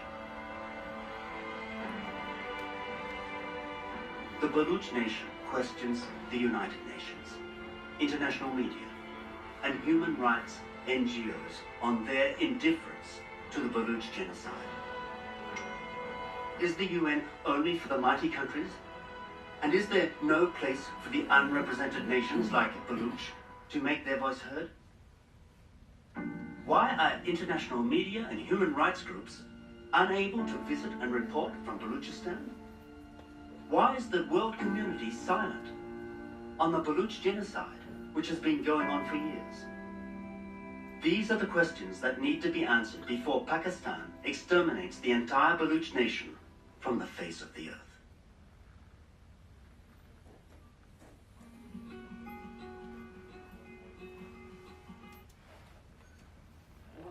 Good morning. My name is Jane Eastwood Weisner, and I am very new to this struggle. I've only been involved for 7 years. As an American, I'm only going to speak about what I feel my country has failed to do to help the Baloch cause. How did I come to join the struggle? I came to join the struggle via Facebook, social media, the new way to communicate. I read a post. I never heard of Balochistan, and I'm pretty good in geography, so I went and researched. And the more I read, the more I realized how important this country was to the stability of Central Asia and the stop of Pakistan, the terrorist state, as far as I'm concerned. I'm a member of Amnesty International, so I've also read about the struggles, and I subscribe to a number of South Asian newspapers and newsletters so that I'm kept up on what's going on, and on all the posts on Facebook and on Twitter that I've seen over the years. I've been getting to meet people whose faces I've seen on posts but never got to meet. The U.S. provides Pakistan with Cobra helicopters. The action makes the U.S. complicit in Pakistan's genocide against the Baloch. The Cobras are being used to commit war crimes against the Baloch, and these atrocities stain my country's soul. The U.S. also provides listening devices so that Pakistan can spy on its own citizens, which results in the kidnapping and the dumping of bodies. It's Pakistan's genocide against the Baloch. Worse yet is the training of the Frontier Corps, whose brutal attacks have left innocent men and women and children brutally murdered using U.S. weapons of war. The State Department turns a blind eye to these atrocities. And I can tell you that for certain because Senator Kerry, who is now Secretary of State, Kerry would never listen to me when he was a senator. Nor does my congressman, Mr. McGovern, who is a human rights activist. He does not also listen to me. I get complicated, I should say double talk, double speak, letters back from them, thanking me for my concern and doing nothing whatsoever, and trying to explain to me economic situations and global nationalism and all kinds of doublespeak, which only means the U.S. is doing nothing. But the most grievous and illegal action is the engaging with the ISI. This action actually violates an American law, the Leahy Law. The ISI are responsible for human rights violations against the Baloch people. The ISI terrorizes Baloch in their quest to silence the voices crying for freedom. As a nation, our involvement with the ISI is in violation of the Leahy Law. The Leahy Law is a U.S. human rights law that firmly prohibits the United States Department, the State Department, and the Defense Department from providing assistance, military assistance, to foreign military units that violate human rights with impunity. And everyone can agree the ISI does that on a regular basis, daily probably. This and our training of the Frontier Corps are in direct violation of our own law. They should not be in any way the U.S. supporting Pakistan. I believe an independent Balochistan will provide stability to the region by hindering China's ever-growing sphere of influence. The Deepwater Port that we've spoken about is the perfect example of China's control in Pakistan. This port can dock 8 battleships. At present, the Chinese are building 8 battleships. The United States should be very concerned. They're taking over the South China Sea, and now they'll be taking over the Arabian Sea with their military. But the reason we don't do anything is money. There's no other word for it. It's the giant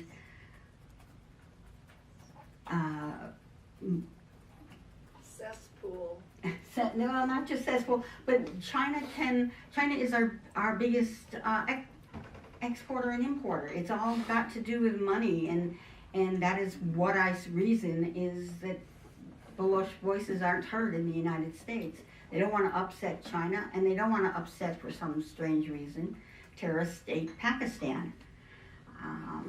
Even after Osama bin Laden was found in Pakistan, the U.S. did absolutely nothing except for abduct him and kill him.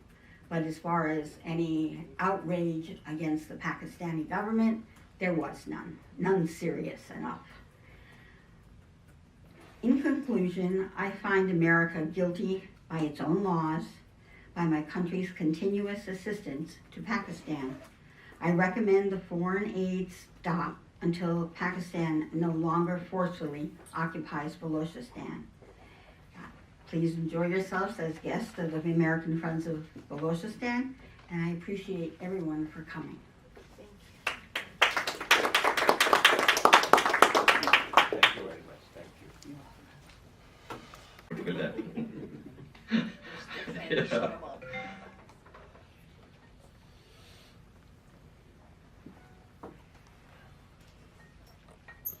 Hello. Okay, your phone call is in the room right now. He can hear you, Okay. you can hear him. Waja, welcome here. We are trying to play your video right now. Through the mic. Welcome, Waja. We are trying to play your video right now. So yeah, there's some technical issues. Welcome. There are very nice people sitting around here in this room, including some very good journalists. Yeah, as soon as this video starts and finishes, Then we are going to open up for questions to you, sir. Minutes or like half an hour or 20 minutes? Waja, your video, your own video, I think it is about 15 minutes, right? I think so, yeah. Hi to you. Thank you. Say hi to Catherine as well. I'm fine, thank you. Voice is breaking a lot. Is it? Hello? Yes, your voice is very clear, Mr. Bugti. Your voice is very clear.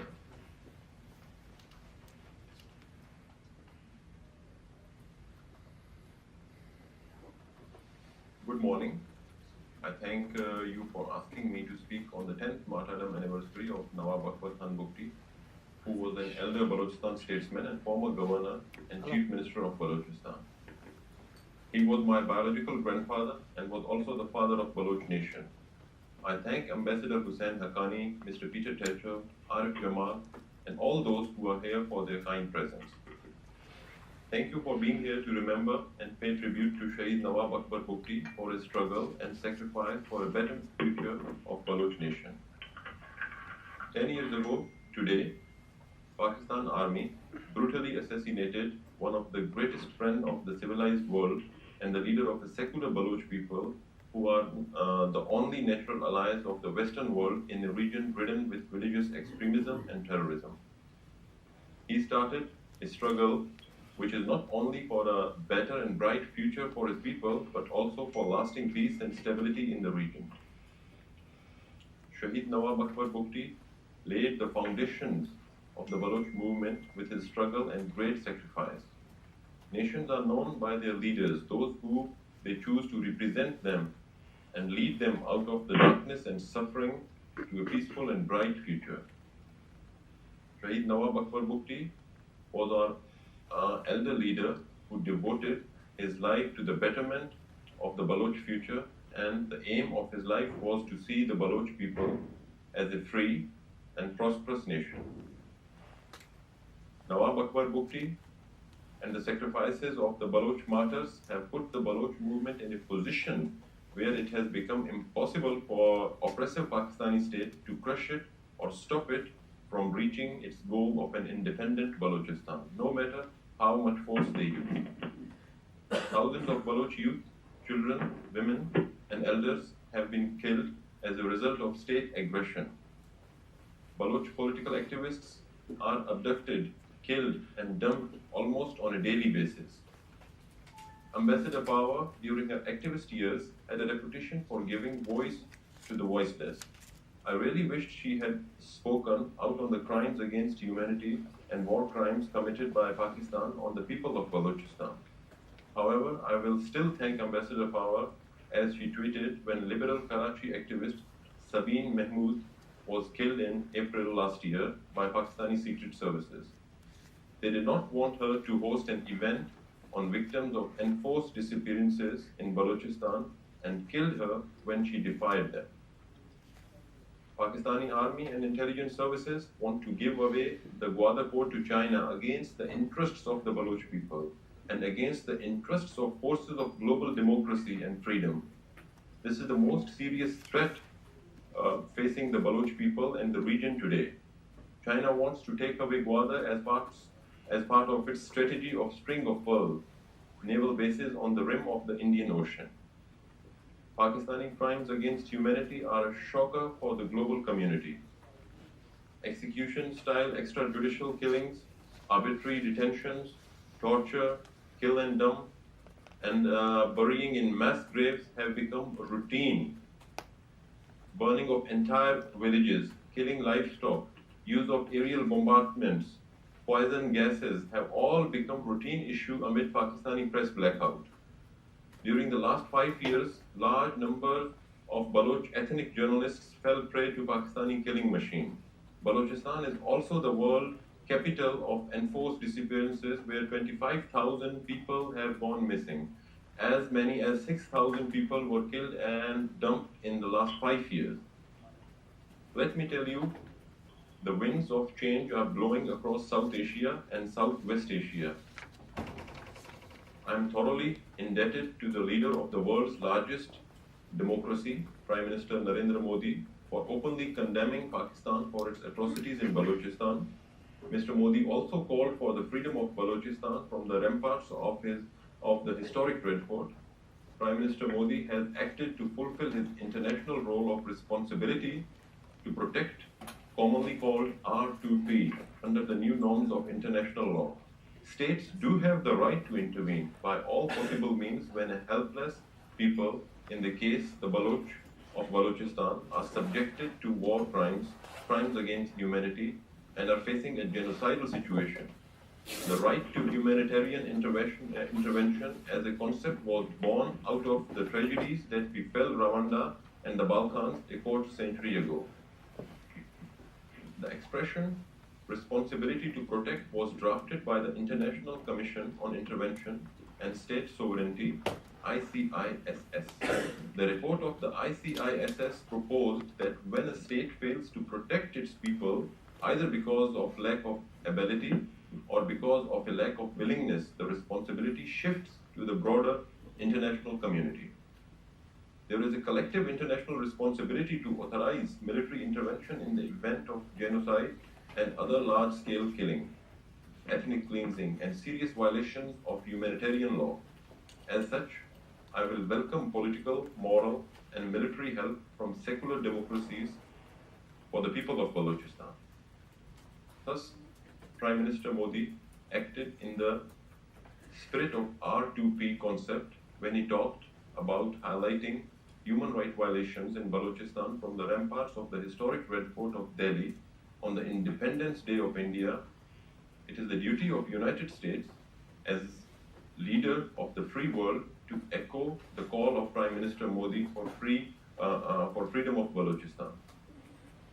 US and India must work hand in hand with the freedom-loving forces of Balochistan to prevent Chinese imperial designs in the warm waters of the Baloch Gulf. The US and Western world needs to support the freedom struggle of secular Baloch people in order to defeat the evil designs by China and Pakistan in the region. I appeal to the US administration and lawmakers to follow suit. If India is the world's largest democracy, the US is the world's most powerful democracy. I'm sad that neither President Obama nor Vice President Joe Biden ever mentioned anything about extrajudicial killings and gross and human rights violations in Balochistan in their nearly 8 years in US government. I would still like to appeal to President Obama, Vice President Biden, and Ambassador Power that it is never too late.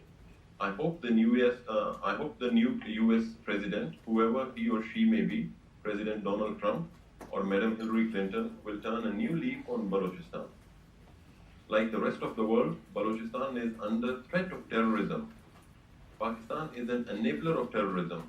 American leaders must understand Balochistan is situated in an area of vital US interests, as the warm waters of the Gulf washes the 700-mile-long coastline of Balochistan. For far too long, US arms and ammunition have been used against the secular people of Balochistan. The concept of end use of US weapons should be a matter of concern of every American. The most important issue here is the US has an excellent law called the Leahy Law. I urge the US government to uphold the Leahy Law and punish the ISI, military intelligence, and frontier corps for committing tsunami of human rights violations and throwing the Geneva Convention to the wind in Balochistan.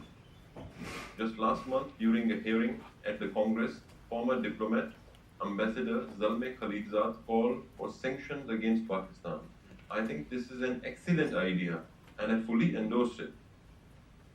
I ask my American friends to think that while the army generals were busy in military operation against my grandfather and the Baloch people at another part of Pakistan in the city of Abbottabad, the very same army generals were working to provide a safe sanctuary to the worst enemy of United States, Osama bin Laden.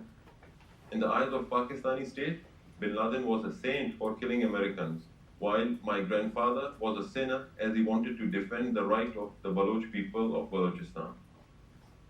My grandfather became suspect of Pakistani state because of his close friendship with Ambassador Robert Oakley and his ideas that matched with the US policies in the region. In addition to the US, I also call upon NATO countries and Israel to help defend human lives in Balochistan by upholding R2P.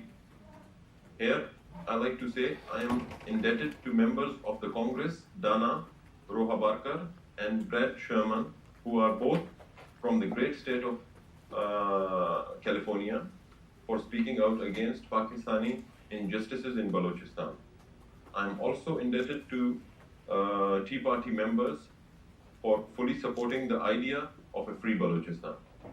One of the founders of modern India, Mahatma Gandhi, said, "They may torture my body, break my bones, even kill me, then they will have my dead body, but not my obedience." This was exactly Shaheed Nawab Akbar Bugti's message to Pakistan 10 years ago. This is also the message of every Baloch to the rogue terrorist Pakistan today. In conclusion, I also again thank Prime Minister Modi for speaking out in favor of Baloch people.